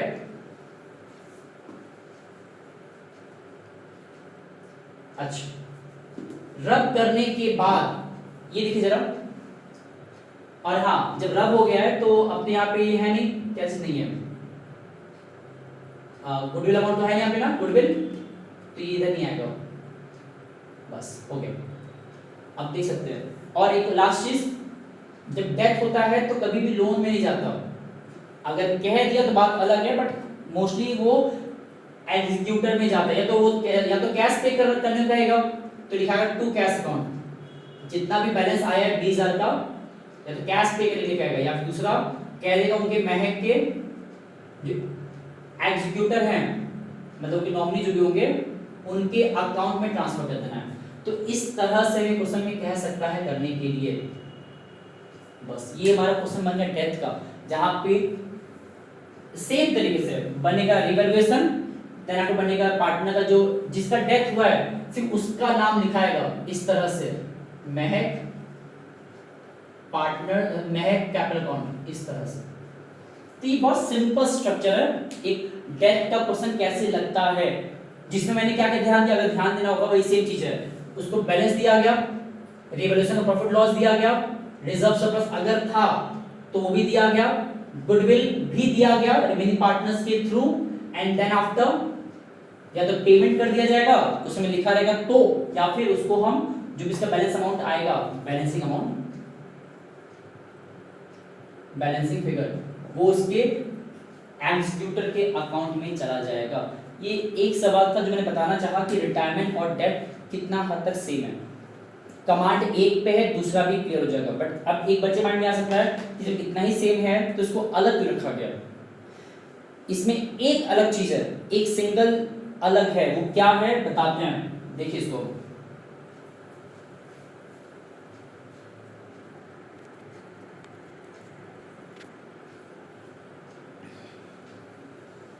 ओके, तो डेथ वाले में और रिटायरमेंट मैंने क्या किया है, रिटायरमेंट जितना मैंने डिस्कस किया वो इसलिए डिस्कस बहुत डीपली कर लिया वीडियो 4 में भी, और 5 में यहाँ 9 मिनट माइकल लगवा कर 1 मिनट, हाँ ठीक है। तो इसलिए ऐसा करा दिया ना, क्योंकि बेसिकली होता क्या है ना, हम लोग अभी तक जितना कुछ सीखे हैं, रिटायरमेंट ज़्यादा हमारे इंपॉर्टेंट टॉपिक था, अब आते हैं हमारे नेक्स्ट डेथ वाले पार्ट पे। जब किसी पार्टनर का अगर डेथ होता है, डेथ ऑफ अ पार्टनर, तो होता क्या है ना कि जब भी कोई पार्टनर डेथ होगा तो मेरी क्या चाहेगा, उसके मरने के बाद उसको सब कुछ वो दे दिया जाए जिसका कि वो हकदार था उस पार्टनरशिप फॉर्म के अंदर। अब इमेजिन कि वो किस किस चीज का हकदार था। सबसे पहला, जितना उसका पैसा अपना खुद का लगा था, that is balance of their of his capital account, वो चाहेगा उसको अपना खुद का पैसा मिल जाए जो उसका इन्वेस्टेड है फर्म के अंदर। दूसरा, जो भी एसेट्स और लायबिलिटीज का, एसेट्स का और लायबिलिटीज का चेंजेस हुआ है, उसका जो प्रॉफिट लॉस निकलेगा, जो भी अगर प्रॉफिट तो मांगेगा, लॉस तो भी बेयर करेगा, वो मांगेगा। तीसरा, जितने रिजर्व सरप्लसेस हैं, रिजर्व एंड सरप्लसेस, जो मैंने बताया था पूरा कि एसेट्स में क्या आता है, लायबिलिटीज में क्या होता है, वो सब का अमाउंट वो मांगेगा। ठीक है, मांगेगा। एक्चुअली होता है ना इसमें, ये तो होता है क्रेडिट, ये डेबिट क्रेडिट जो भी हो जाए, ये वाला भी डेबिट और क्रेडिट कुछ भी आ सकता है। चौथा, वो अपने हिस्से गुडविल मांगेगा, वैल्यूड वाला, जितना उसके हिस्से का है, हिज शेयर। अब एक चीज नोटिस करने की बात क्या है, यही चार बातें तो मैंने वहां भी लिखा था, कहां पे, रिटायरमेंट में, है ना। तो कुछ अलग तो है नहीं, तो अलग क्या आने वाला, अलग अभी आएगा ना, एक पार्टनर छोड़ के जा रहा है और वो जो डेट पिकअप होता है उसके जाने का, कोई फिक्स होता है कि हम आज मरने वाले हैं, कल मरने वाले हैं, नहीं ना। रिटायरमेंट में क्या होता है, आमतौर पे इंसान पिकअप करता है एक प्रिसाइज डेट, लाइक साल के अंत में या साल के शुरुआत में चला जाता है, तो वो तो डेट डिसाइड करके जा रहा है कब जाना है। डेथ में तो कोई फिक्स नहीं होता है, हो सकता है कि भी फॉर्म शुरू हुआ है, अपना काउंटिंग ईयर शुरू किया था और स्टार्टिंग के 2 मंथ के विदिन में ही उसका डेथ हो जाता है, तो उस 2 मंथ तक तो उसने काम किया, मान लेते हैं अप्रैल एंड मई, इन 2 महीनों तक उसने काम किया, तो क्या प्रॉफिट का जो अमाउंट होगा उन 2 महीनों का, उस अमाउंट पे उसका हक नहीं है। तो जितना फर्म प्रॉफिट अर्न करेगा, प्रॉफिट जितना अर्न करेगा वो अमाउंट भी क्या कहते हैं कि वो मांगेगा disease partner till his death, उसके डेथ तक का जितना प्रॉफिट अर्न होगा ऑफ हिज शेयर। मतलब अगर फर्म अर्न कर रहा है साल भर में 1,20,000, 2 महीने का आता है 20,000, तो उस 20,000 में जितना हिस्सा इसके नाम का होगा उतना मांगेगा। और ये कौन देगा, ये बेसिकली प्रोवाइड करते हैं बाय रिमेनिंग पार्टनर। कैसे देंगे, 2 तरीका है। केस 1, अगर क्वेश्चन में गेनिंग रेशियो ध्यान में कुछ अलग आ रहा है तो वहां पे पार्टनर्स का नाम आता है, पार्टनर्स का नेम आएगा। अगर गेनिंग रेशियो डिफरेंट होता है तो, और जो केस 2 है, अगर उस केस 2 में गेनिंग रेशियो सेम है एज ओल्ड रेशियो, तो ऐसे केस में वहां पे पीएन सस्पेंस नाम आता है। क्योंकि ना होता क्या है ना, जब कितने से गेन कर रहे हैं रिमेनिंग पार्टनर्स उस पार्टनर के डेथ होने के बाद मेंशन नहीं है। गेनिंग रेशियो क्या होता है कि एक पार्टनर चला गया तो उसके जाने के बाद रिमेनिंग पार्टनर्स कितने से गेन कर रहे हैं उसके शेयर को। अब अगर मेंशन नहीं है ना, तो ऐसे केस में प्रॉफिट का अमाउंट डिजीज पार्टनर जो है उसको कौन देगा वो अभी फिक्स नहीं है, कितने से देगा वो भी फिक्स नहीं है। तो ऐसे केस में हम पीएल सस्पेंस लिखते हैं कि ठीक है अभी सस्पेंशियल है, देना तो है प्रॉफिट, बिना लिए जाएगा नहीं, लेकिन अभी पीएल सस्पेंस लेकर दे देते हैं, बाकी आपस में फ्यूचर में देख लिया जाएगा कि किसके कितने हिस्से में प्रॉफिट का अमाउंट देने का नौबत आया था। लेकिन अगर ये मेंशन है, गेनिंग रेशियो यहाँ पे मेंशन है तो ऐसे केस में किस पार्टनर के हिस्से में कितना अमाउंट जाना चाहिए प्रॉफिट के हिस्से का जो कि वो देंगे डेथ वाले पार्टनर को, तब वहां पे उनका नाम आता है। ये जो दो केसेस हैं इसको भी क्वेश्चन लगना वो बता देंगे हम, बट अभी फिलहाल देखिए सिर्फ इस चीज को याद रखिए ना। अब ये तो हुआ एक नया चीज, ये हमारा न्यू था, ये हमारा न्यू था। न्यू मतलब क्या होता है कि पार्टनर का डेथ हो रहा है तो उसको अपार्ट फ्रॉम दीज 4 थिंग्स ये भी मिलता है प्रॉफिट कितना फर्म कमाया उसके रहते हुए उस रेस्पेक्टिव अकाउंटिंग ईयर में वो भी दिया जाएगा। अपार्ट फ्रॉम दिस ये तो दिया जाएगा, एक तो चीज और भी है जैसे उसको आईओसी दिया जाएगा। What is this IOC? Interest on capital. और क्या दिया जाएगा? ये दिया जाता है क्रेडिट, लेकिन उससे हम इंटरेस्ट ऑन ड्राइंग मांगते हैं।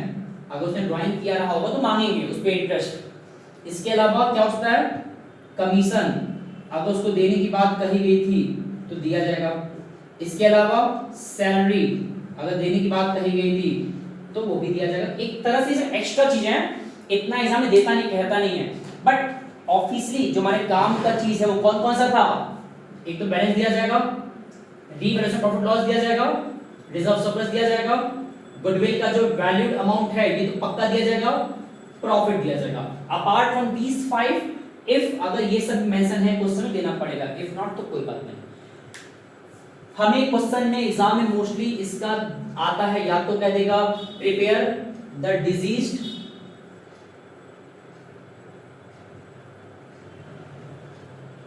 पार्टनर कैपिटल अकाउंट, जो मरा है उसका बनाइए कैपिटल अकाउंट, या कह देगा उसका एंट्री फॉर्म करिए जर्नल एंट्री। और ये तो आसान है, अगर लेजर बनाने आता है अकाउंट तो एंट्री तो उसका रिवर्स होता है तो उसमें बहुत दिमाग तो लगेगा नहीं। तीसरा बहुत बार कह देता है कि प्रिपेयर द एग्जीक्यूटर अकाउंट, जिस पर्सन को पेमेंट मिलेगा उस डेथ वाले पर्सन के बिहाफ पे तो उसका लेजर बनाना है कि कैसे उसको पे किया जाएगा। अब हिंट दे सकते हैं कैसे बनता है। अगर वो अप्रोच याद होगा, इसका अप्रोच डेप्रिसिएशन वाला जो लेजर कॉन्सेप्ट था 11th क्लास का, बहुत हद तक सिमिलर है उस जैसा। तो हम हो सकता है इस लेक्चर में इसकी बात ना करें बिकॉज वीडियो बहुत लंबा चला जाएगा।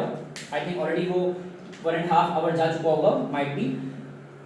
हम बात करेंगे इस पे कि how to prepare the partners capital account of a deceased partner, कि वो अगर जा रहा है तो कैसे बनाते हैं पार्टनर्स कैपिटल अकाउंट उस रिस्पेक्टिव डेथ वाले पार्टनर का। सिर्फ क्वेश्चन ऐसे लिखा होता है, क्वेश्चन 4 या 6 नंबर का आता भी बहुत सिंपल होता है, जिसमें उसको इतना कुछ देने की बात होती है। ये सब कुछ हमने पढ़ा है, रिटायरमेंट में कुछ अलग नहीं है। सिर्फ हमारे नया क्या है कि उसको प्रॉफिट का हिस्सा भी देना रहता है। तो अब इसको देखिए और फिर सवाल पिकअप करते हैं।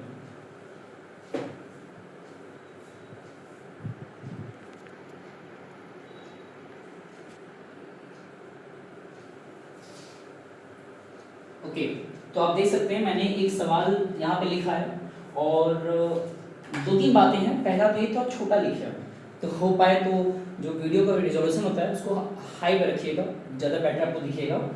एंड दूसरी बात, मैंने सवाल ऐसा पिकअप किया है जो कि बहुत कुछ सिखा देगा एक ही सवाल के अंदर, बिकॉज बहुत मुश्किल है कि बहुत सवाल लगवा पाए हम।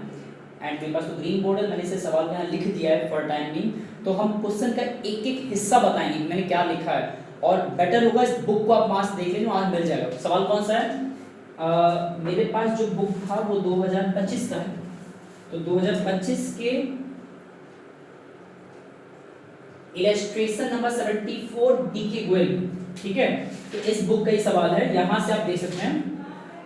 अब सवाल कौन सा है? उसमें लिखा होगा पुष्पा, राशि एंड सीमा। ऑलमोस्ट हर किताब में बुक मिल जाएगा, मतलब डीके गोयल के किसी भी एडिशन वहां मिल जाएगा, बस नाम ध्यान देना है। पुष्पा, राशि एंड सीमा 3 पर्सन का नाम है, 3 पार्टनर्स थे जिनका रेशो दिया है 2:1, 2:2। ये का दिया है क्या? Old ratio. उसके बाद हमें उनका बैलेंस शीट दिया हुआ है साल के अंत का, जिसमें कि एक तरफ लिखा है एसेट्स, एक तरफ लिखा है लायबिलिटीज। क्या क्या लिखा पढ़ दे रहे हैं हम। Goodwill 40,000, land and building 22 lakh, stock 65,000, debtor 30,000, cash at bank 65,000, creditor दिया 38,000, EPF employee provident fund 2000, profit and loss account 60,000, capital account PRS, ये PRS क्या, इससे मैंने शॉर्ट फॉर्म लिखा है, पुष्पा, राशि एंड सीमा 120, मतलब 1,20,000, 80,000 and 10 lakh, I am sorry 10 lakh नहीं है, 1 लाख है, तो 3 लाख हो गया। अब ये तो हुआ बेसिक बैलेंस शीट जो कि कहीं भी दे सकता है, रिटायरमेंट दे सकता है, एडमिशन दे सकता है, यहाँ भी दिया, डेथ में भी। हमारे लिए काम की बात है जो नीचे लिखा है, क्या क्या लिखा है, पुष्पा का जो डेथ हुआ है वो कब हुआ है, जून 12। अब ये बड़ा इंपॉर्टेंट चीज है, जब भी प्रिसाइज कोई डेट लिखा होता है ना, जैसे जून 12, ये मंथ के बीच में एक डेट है ना, तो याद रखना है जब भी ऐसा डेट आमतौर पे देता है ना, तो होता क्या है, हमारा जो अकाउंटिंग ईयर है वो शुरू हुआ होगा 1 अप्रैल से, अगर 31 मार्च खत्म हो रहा है, शुरू होगा 1 अप्रैल को, तो 1 अप्रैल से 12 जून बेसिकली होता है 73 डेज।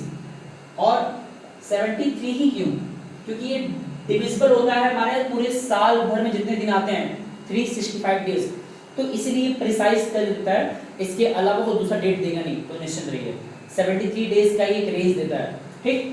तो उसका डेथ हुआ उस डेट पे, डेट का बहुत इंपॉर्टेंस है, इसको इग्नोर मत करना कोई भी। कैपिटल अकाउंट इसमें लिखा है हमें क्या क्या देना है पुष्पा को उसके डेथ के टाइम पे, हमें पहले उनको देना है कैपिटल अमाउंट जितना उनका है, और कितना ऊपर था पुष्पा का 1,20,000, वो भी देना होगा। मैंने अभी पूरा लिखाया था ना कि क्या क्या देना होता है, तो उसमें लिखा है टॉप पे कैपिटल अकाउंट वो देना है, उसमें कहा है, नहीं भी कहा होता तो भी देना ही होता है। फिर हमें क्या देना है, इंटरेस्ट ऑन कैपिटल IOC 8% देना है अप टू द डेथ, उसके डेथ के डेट तक पे जितना उसका IOC बनेगा वो भी देना है। फिर उसके बाद प्रॉफिट देना है, ये हमारा नया पॉइंट था जो मैंने नीचे लिखा था ना, प्रॉफिट देना है, बट कैसे देना है, up to the death on the basis of average profit of 3 years, average profit of 3 years जो अमाउंट आएगा उसी को हम प्रॉफिट कंसीडर कर लेंगे अपने रेस्पेक्टिव उस साल के प्रॉफिट के अकॉर्डिंग। अब जाहिर सी बात है उसका डेथ तो बीच में हो गया, तो कोई फर्म ही नहीं जानता कि उसका प्रॉफिट कितना होगा साल के अंत आते आते, क्योंकि उसका डेथ हो गया इन बिटवीन 12 जून को। तो फर्म क्या करेगा ना, मान कर चलेगा कि जो हमारे लास्ट के 3 सालों के प्रॉफिट का एवरेज होगा क्लोज टू उतना ही प्रॉफिट इस साल भी होने वाला होगा, तो उसी के अप्रोक्सीमेट अपना ये कैलकुलेशन किया जाएगा प्रॉफिट का अमाउंट एंड दिया जाएगा डेथ वाले पार्टनर को। फिर मैंने लिखा था ना कि उसको गुडविल देना होता है, मैंने कहीं कहीं शॉर्ट फॉर्म लिखा है तो इसलिए बोल भी देना है क्या लिखा है, तो ध्यान देना है वर्ड्स को, इफ पॉसिबल बैक कर लीजिए सुनने के लिए। गुडविल भी देना है, और कैसे देना है, 2 times there is purchase here, 2 times of average profit of 3 years, तो जितना अमाउंट आएगा एवरेज प्रॉफिट के 3 सालों का 2 ईयर के परचेज के बिहाफ पे, वो होगा हमारा गुडविल का वैल्यूड अमाउंट फर्म का, जिसके हिसाब से हम देंगे अपने डेथ वाले पार्टनर को। एंड लास्ट में हमको प्रॉफिट का अमाउंट दे दिया है लास्ट के 3 सालों का, बिकॉज जब प्रॉफिट का अमाउंट निकालना है एवरेज ऑफ 3 इयर्स के बिहाफ में, गुडविल भी निकालना है उसी के अकॉर्डिंग, तो प्रॉफिट का अमाउंट देना चाहिए ना, तो प्रॉफिट का अमाउंट नीचे दे दिया लास्ट में। एक बहुत इंपॉर्टेंट चीज, पुष्पा के डेथ के बाद हम इस बार इस 2 को गायब करके 1:2 को बाय डिफॉल्ट न्यू रेशियो नहीं मानने वाले, इसमें क्या किया था ना रिटायरमेंट वाले में कि 1:1:1 महक गई थी, मैंने 1 काटा तो 1 बनाया फिर से, वही हमारा न्यू रेशियो हमारा गेन रेशियो था, बट यहाँ ऐसा नहीं है। इस बार हम पुष्पा के इस रेशियो काट कर 1 और 2 को बोल देंगे अपना न्यू रेशियो या गेनिंग रेशियो, ऐसा नहीं करना है क्योंकि इस बार हमको दे दिया है, क्या दिया हुआ है, दैट न्यू रेशियो कितना है, नहीं यहाँ पे ये न्यू रेशियो नहीं दिया हुआ है, दिया तो ये था वैसे, बट यहाँ पे वर्ड अलग लिखा है, ये हमें ऐसे दिया था, ये न्यू रेशियो नहीं था, एक्चुअली यहाँ पे ऐसे लिखा था कि ये लोग बेसिकली एक्वायर कर रहे हैं, एक्वायरिंग पुष्पा शेयर इन 1:5, मतलब वो लोग पुष्पा के शेयर को एक्वायर करेंगे 1:5 में, तो ये न्यू रेशियो नहीं था, मैंने गलती से लिख दिया था। खैर अब हमको बनाना क्या है पुष्पा का अकाउंट। अच्छा एक चीज और भी है, इस पूरे क्वेश्चन में हमें हालांकि न्यू रेशियो का नीड तो अभी फिलहाल होगा नहीं है ना, तो उसको भी छोड़ देते हैं, सीधा आते हैं जो बनाना है। यहाँ हमें बनाना क्या है, पुष्पा कैपिटल अकाउंट, कहीं भी बात किया है एसेट्स एंड लायबिलिटीज के चेंजेस का नहीं, क्या क्वेश्चन में लिखा है कि प्रिपेयर रिवैल्यूएशन अकाउंट? नहीं। तो हम क्या करेंगे, सीधा क्या बनाएंगे, जो बनाना है किसका, पुष्पा का कैपिटल अकाउंट।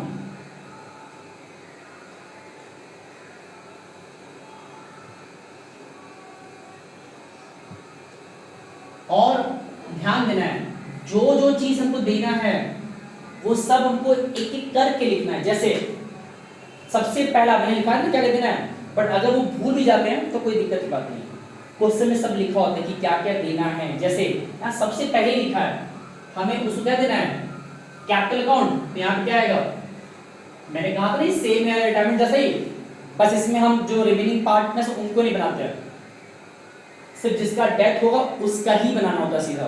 तो लिखते हैं बाई राशि, सॉरी बाई बैलेंस बीडी।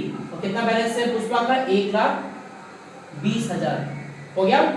तो हमने पहला तो हो गया। दूसरा हमें उसको क्या देना है, इंटरेस्ट ऑन कैपिटल भी तो देना है, और देना है लेना नहीं है। तो ये चीज हम देते हैं, तो ये हम क्या करेंगे, क्रेडिट। तो by IOC, by interest on capital, कितना देना है, जितना उसका कैपिटल था इनटू जितना रेट है। बट एक कंडीशन भी है, अगर ये सॉल्व करेंगे ना तो ये साल भर का आ जाएगा, मतलब हमने उसको इंटरेस्ट दे दिया उसको कैपिटल पे साल भर के हिसाब से, जबकि उसका डेथ हो गया था 73 डेज के विदिन में, मतलब अकाउंटिंग ईयर शुरू होने के 73 डेज के तुरंत बाद उसका डेथ हो गया। वो खुद साल भर फॉर्म में रहा नहीं है। तो अगर मैंने इतना सॉल्व किया कैपिटल का 8%, तो वो तो पूरे साल भर का आ जाएगा, है ना, पर एनम आ जाएगा। हमको चेक करना है उसके up to the death.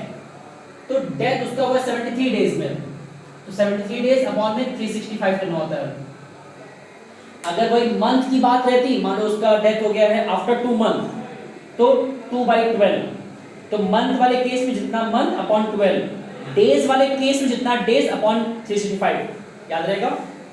Okay, जब इसको सॉल्व करेंगे तो ये हमारा सॉल्व करेंगे कितना आएगा, ये हमारा आएगा 1920। ऐसा क्यों, क्योंकि ये आमतौर पे कट के आएगा 5, इसीलिए 73 डेज का एक बेंचमार्क देता है। तो दो हो गया। अब आते हैं सबसे इंपॉर्टेंट चीज, तीसरा, हमें उसको प्रॉफिट का भी तो हिस्सा देना है। और सबसे इंपॉर्टेंट चीज, जब यहाँ पे acquired by Pushpa, sorry acquired the share of Pushpa in 1:5, मतलब यहाँ पे अगर हमको गेनिंग रेशो दे दिया है अलग से, अगर गेनिंग रेशो नहीं दिया होता, क्या सुनना है, अगर गेनिंग रेशियो हमें नहीं दिया होता तो हम क्या करते हैं, यहाँ लिखते हैं बाई पीएल सस्पेंस अकाउंट। मैंने लिखा केस 1 केस 2, बैक जाके देख लीजिए कि जब भी प्रॉफिट को बांटना होता है 2 केस होता है, या तो हम पार्टनर्स के नाम को लिखकर प्रॉफिट देंगे, रिमेनिंग पार्टनर्स के नाम को लिखकर प्रॉफिट देंगे, या फिर जो प्रॉफिट का अमाउंट है वो देंगे लेकिन पीएल सस्पेंस के नाम से देंगे। बिकॉज अभी मुझे नहीं पता कि किस प्रपोर्शन में रिमेनिंग पार्टनर्स देने वाले थे प्रपोर्शनेटली। तो यहाँ लेकिन मेंशन है कि पुष्पा के शेयर को, यहाँ पुष्पा का शेयर है कितना, यहाँ पे पुष्पा का शेयर है 2/5, ये ना है। तो पुष्पा के शेयर को बेसिकली वो लोग आपस में 1:5 में गेन करने वाले हैं। तो गेनिंग अगर दिया है तो याद रखना है यहाँ पे हम पीएल सस्पेंस नहीं लिखेंगे। और दूसरी चीज, ये जो प्रॉफिट का अमाउंट है ये भी तो पुष्पा को बेसिकली मिलने वाला है रिमेनिंग पार्टनर से। तो याद रखना क्या एक और चीज है, जब भी कुछ हम पार्टनर को देते हैं तो वो रिकॉर्ड कहाँ होता है, क्रेडिट साइड में, और जब भी उसे कुछ लेते हैं तो कहाँ रिकॉर्ड होता है, वो डेबिट साइड में। तो यहाँ पे प्रॉफिट का अमाउंट मिलने वाला है और कौन देंगे, रिमेनिंग पार्टनर्स। नाम क्या क्या है, राशि एंड सीमा। तो बाई राशि बाई सीमा, ये हमारा एक्चुअली प्रॉफिट को देने का एंट्री है। बट अब सेम चीज, अमाउंट कितना आएगा, तो अमाउंट के को कैलकुलेशन करना होगा। यहाँ पे बातें लिखा है कि प्रॉफिट का अमाउंट हम कौन से देंगे, एवरेज प्रॉफिट ऑफ 3 इयर्स। तो हमें निकालना सिर्फ है यहाँ पे कैलकुलेशन करते हैं। एवरेज प्रॉफिट ऑफ 3 ईयर्स कैसे निकलता है? 3 सालों का प्रॉफिट जितना दिया था उन सबको जोड़ देना है। 30,000, 70,000, 80,000 अपॉन में 3, जितने साल की बात हो रही है 1,80,000 अपॉन 3 कितना आ गई है? 60,000। ये ना आएगा? नहीं आएगा? हाँ सही है। ये तुम्हारा आया एवरेज प्रॉफिट, है ना। अब सबसे मेन बात क्या है, हम इसी प्रॉफिट को अपना प्रॉफिट मान रहे हैं प्रेजेंट के अकाउंटिंग ईयर का ऑफ फर्म का प्रॉफिट जो है वो कितना मान रहे हैं? जितना आएगा एवरेज प्रॉफिट लास्ट के 3 सालों का वो मान रहे हैं। बट ये तो पूरे फर्म का है ना, हमको देखना पड़ेगा कि इस पूरे फर्म के प्रॉफिट में कितना शेयर है, शेयर ऑफ प्रॉफिट कितना है किसका? ऑफ पुष्पा, जो जिसका डेथ हो रहा है। तो जितना फर्म का था, तो ध्यान ये फर्म का है, तो जितना फर्म का है उस फर्म के प्रॉफिट का। अच्छा एक बात और भी है, ये जो फर्म का आया ये पूरे साल भर का है ना, ये पूरे साल भर का आया है। उसका डेथ कब हुआ है?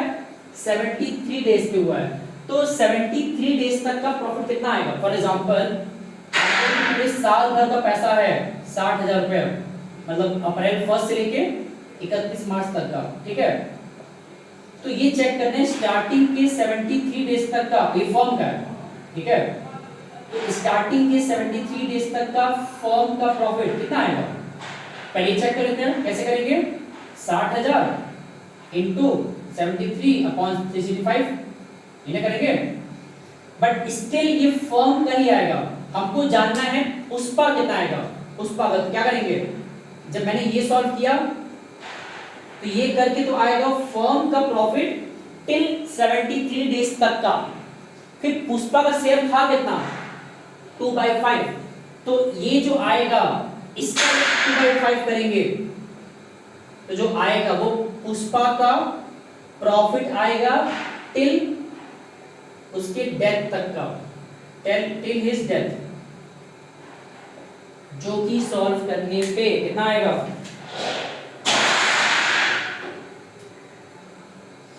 ये आएगा हमारा 4800, कितना आएगा? और इसी पैसे को हम चाहते तो अगर ये GR that is gaining ratio नहीं दिया होता तो यहां लिखते हैं हम by PL suspense 4800, but just because GR दिया है, गेनिंग रेशियो दिया है, तो हम क्या करेंगे? उस 4800 को गेनिंग रेशियो में बांट देंगे, जो कि कितना था हमारे पास? 1:5। और जब इसको बांटेंगे तो ऐसे बढ़ेगा 4800 इंटू 1/6, 4800 इंटू 5/6 कितना आता है? ये आएगा 800, ये आएगा 4000। तो एक तरह से राशि को देना पड़ेगा प्रॉफिट का 800 रुपया पुष्पा को, और सीमा को देना पड़ेगा 4000 रुपीज। कितना आया? 800 एंड 4000। दोबारा कह रहे हैं ये जो प्रॉफिट का पूरा स्ट्रक्चर कैसे हमने दिया, यही हमारा नया चीज है डेथ वाले, बाकी तो पूरा रिटायरमेंट जैसा ही है। और दूसरी चीज, यहाँ मैंने पार्टनर्स का नाम इसलिए लिखा क्योंकि यहाँ पे GR दिया था, नहीं दिया होता तो पूरा 4800 4800 हम लिखे होते कैसे? बाय PL सस्पेंस, इस नाम से लिखे होते। देना पैसा वैसे भी था लेकिन एक सिंगल गो में, एक बार में दिया होता है। चलो हम लोग का 3 पॉइंट हो गया। अब 4th पॉइंट, हमें गुडविल भी तो देना है, बट गुडविल कितना देना है अभी वहां पे अमाउंट कैलकुलेटेड नहीं है, तो वो निकालना पड़ेगा। कैसे निकालेंगे? एक और कैलकुलेशन, ये हमारा एक कैलकुलेशन था, अब आते हैं सेकंड कैलकुलेशन पे, कैलकुलेशन नंबर 2, गुडविल का कैलकुलेशन निकालते हैं। ये जो कैलकुलेशन था ये बेसिकली प्रॉफिट का कैलकुलेशन किया था, प्रॉफिट का शेयर निकाले थे। अब यहाँ जो कैलकुलेशन किसका रहेगा? हम गुडविल का कैलकुलेशन करने जा रहे हैं। कि कितना गुडविल का हिस्सा देना है उस डेट वाले पार्टनर को। तो पहली बात तो यहाँ पे गुडविल का जो अमाउंट आएगा पूरे फर्म का, कौन सा वाला, वैल्यूड वाला, वो निकालना है एज पर एवरेज प्रॉफिट के मेथड पे। और एवरेज प्रॉफिट के अकॉर्डिंग फॉर्मूला क्या होता है, average profit into purchase year. हमने यहाँ पे ऑलरेडी एवरेज प्रॉफिट निकाला हुआ है, कितना, 60,000। परचेज ईयर यहाँ पे दिया है कितना, 2 टाइम्स, ये कितना आएगा, सॉल्व करने पे आएगा 1,20,000। ये हमारा आया गुडविल का अमाउंट पूरे फर्म का वैल्यूड वाला, ठीक। अब सेम चीज, क्या रिमेनिंग पार्टनर्स इतने बेवकूफ हैं कि उस डेथ वाले पार्टनर को 1,20,000 दे दें? नहीं, क्योंकि पूरे फर्म का है। हमको यहाँ पे अब देखना पड़ेगा कि पुष्पा के शेयर का कितना गुडविल का हिस्सा बन रहा है। जितना अमाउंट फर्म का था गुडविल का अमाउंट, और जितना उसका खुद का शेयर है 2/5, जब इसको सॉल्व करते हैं ये कितना आएगा, ये हमारा सॉल्व करने पे आएगा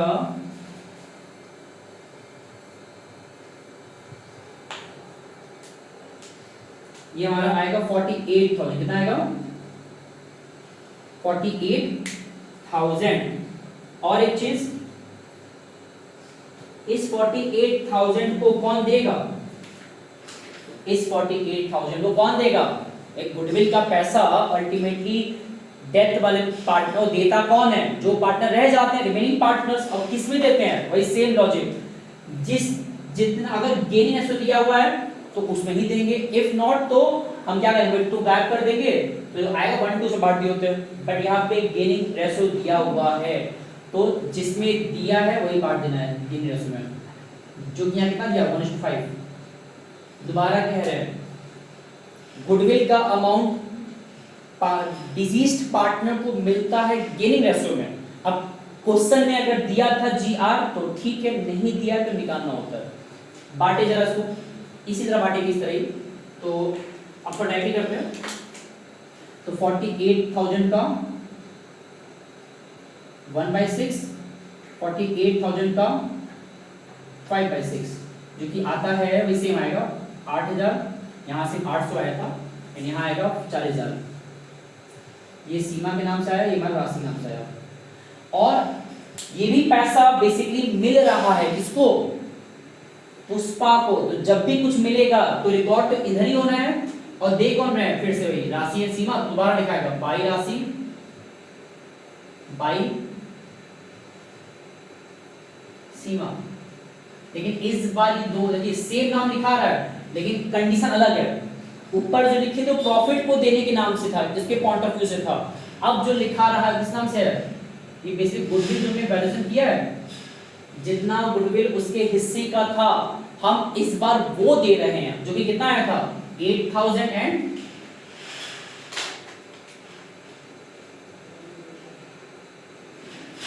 40,000। अब ऑफिशियली हमारे पास इस क्वेश्चन में क्या सब खत्म हो गया।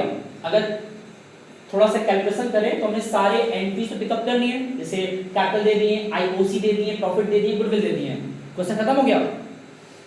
याद रखना है जो मैंने लिखवाया शुरुआत में डेथ का वो जो बताया था ब्रीफ, उसके हिसाब से क्या क्या देना होता है, बैलेंस दे चुके हैं।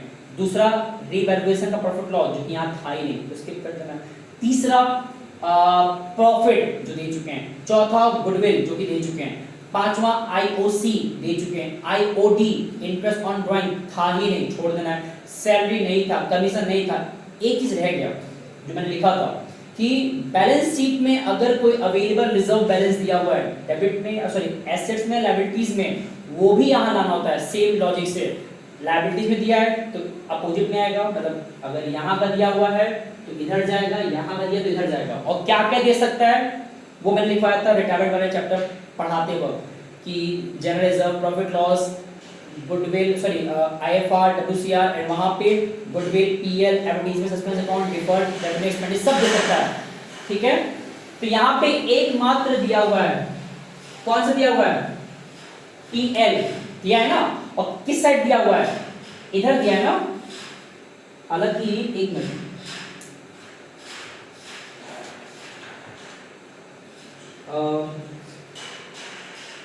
हम लोग इस प्रॉफिट का इस्तेमाल नहीं, सॉरी, यहाँ दो चीज दिया हुआ है, एक गुडविल भी दिया हुआ है और पीएल दिया हुआ है एंड गुडविल, दो चीज दिया हुआ है ना। रिजर्व सरप्लस के तौर पे उधर भी और इधर भी कहीं भी दे सकता था, हमें दोनों तरफ दिया हुआ है, दोनों लेकर आएंगे। कहाँ का लेकर जाएंगे? अपोजिट डायरेक्शन में। यहाँ का दिया है एसेट्स में तो इधर आएगा, किस तरह आएगा? टू गुडविल, और अगर यहाँ का दिया तो उधर जाएगा बाई पीएल। ये हम ट्रांसफर कर रहे हैं फ्रॉम बैलेंस शीट, ये ट्रांसफर कर रहे हैं फ्रॉम बैलेंस शीट। एक मिनट,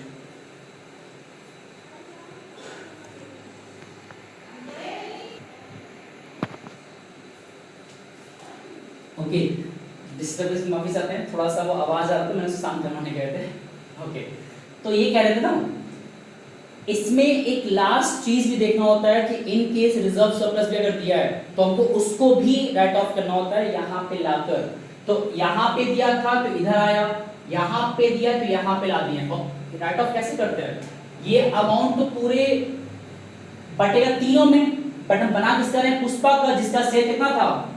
2/5। तो हम क्या करेंगे, जितना अमाउंट का पीएल का यानी 60,000, उसका 2/5 करेंगे सिर्फ, क्योंकि सिर्फ इतना ही इसमें लाना रहेगा हमको। कितना आएगा कैलकुलेट कराइए। ये आएगा हमारा 12, तो 24,000। गुडविल हमारे पास कितना था? 40,000 का, तो 40,000 का 2/5, ये आएगा 8, तो हमारा ये आएगा 16,000। ठीक, तो ऑफिशियली हमने एक तरह से सारे जो ट्रीटमेंट हैं सब कुछ कर लिए हैं, और देख सकते हैं कुछ खास अलग नहीं है। रिटायरमेंट और डेथ के जैसे ही, रिटायरमेंट जैसे ही था, जिसमें कि बैलेंस दिए थे, बस वहाँ पे आईओसी नहीं था बिकॉज वहाँ पे पार्टनर तो जा रहा अपने हिसाब से, प्रॉफिट भी नहीं था, गुडविल था, रिजर्व सरप्लस था, वहाँ पे रिजर्वेशन भी था। एंड सबसे इंपॉर्टेंट जो प्रॉफिट देने की बात है, ये ध्यान देना है, इसमें केसेस थे। यहाँ मैं नाम क्यों लिखा प्रॉफिट देते हुआ? क्योंकि जीआर दिया था, गिनिंग रेशियो नहीं दिया होता तो इन दोनों को कंबाइन करके हम लिखते हैं 4800 एंड लिखते बाय पीएल सस्पेंस। गुडविल भी सिर्फ यहाँ लिखाया, कॉन्ट्रा एंट्री पास नहीं हुआ क्योंकि हम यहाँ पे सिर्फ बना रहे हैं डेथ वाले पार्टनर का कैपिटल अकाउंट। ओके, बाकी इस पूरे को जब बैलेंस करेंगे हम, तो बैलेंस करने कितना आएगा इसका अमाउंट? इसका अमाउंट आएगा 1,82,720। ये जो आया इसको हम ले जाएंगे, अगर क्वेश्चन में लिखा होता, यहाँ नहीं क्वेश्चन में कहा तो नहीं था कि पेमेंट कर दिया जा रहा है, और पेमेंट आमतौर पर होता भी नहीं है, हम मोस्टली ट्रांसफर करते हैं उसके एग्जीक्यूटिव अकाउंट में ही। तो हम क्या आएगा, टू पुष्पास एग्जीक्यूटर अकाउंट, ये हमारा आ गया बैलेंसिंग फिगर। एक्चुअली पूरा जो लेक्चर है ये पूरा वन शॉट में, बिना हम उसको एडिट किए, बिना ब्रेक डाउन किए, कंसिस्टेंसी के साथ था।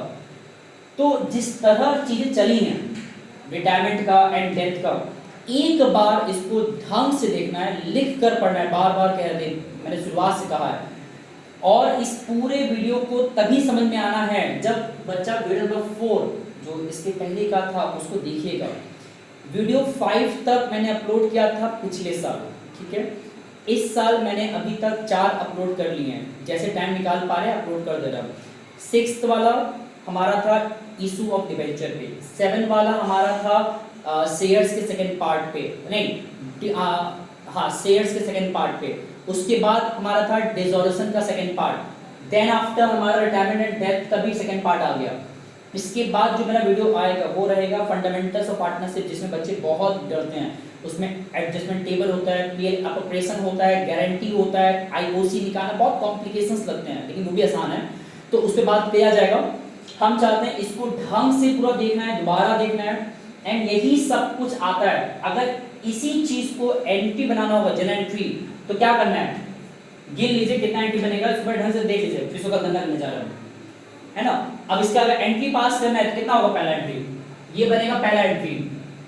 इसका कैसे बनेगा, interest on capital account debited to Pushpa capital account, फिर इसका एंट्री बनेगा कैसे, Rashi capital account debited, Seema capital account debited to Pushpa capital account जो भी अमाउंट आएगा ऐड करने पे, फिर ये भी एंट्री बनेगा गुडविल के तौर पे, फिर इसका एंट्री बनेगा, इसका एंट्री बनेगा एंड इसका भी एंट्री बनेगा।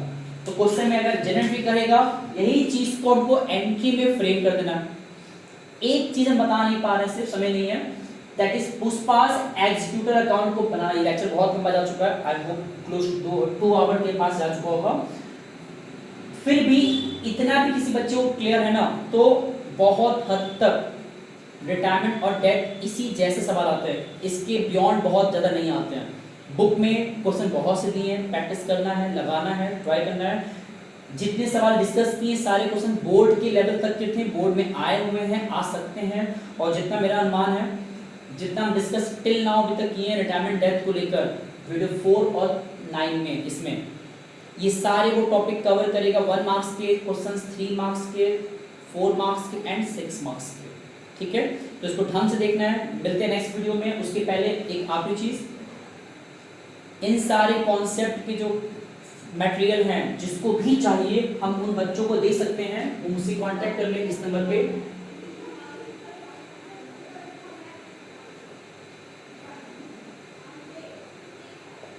एंड एग्जाम करीब आ रहा है, तो ये सारे लेक्चर्स, इसका लिंक अपने दोस्तों तक पहुंचाइए, ताकि ये सारे जो अप्रोच हम बता रहे हैं, मुझे पता है बहुत डीप नहीं बता पा रहे समय की वजह से, लेकिन इतना तो है जिसको कुछ भी नहीं आता, पूरे एक तरह से चैप्टर के बारे में नहीं पता, वो सीख जाएगा, एग्जाम टाइम पे बहुत हद तक क्वेश्चन लगा लेगा। तो इसको देखना है, मेहनत करना है, नेक्स्ट वीडियो में तैयार रहना है, जल्द आएगा, इसको उतारना है, लिख कर पढ़ना है। बाकी मिलते हैं नेक्स्ट वीडियो में। ठीक है, धन्यवाद।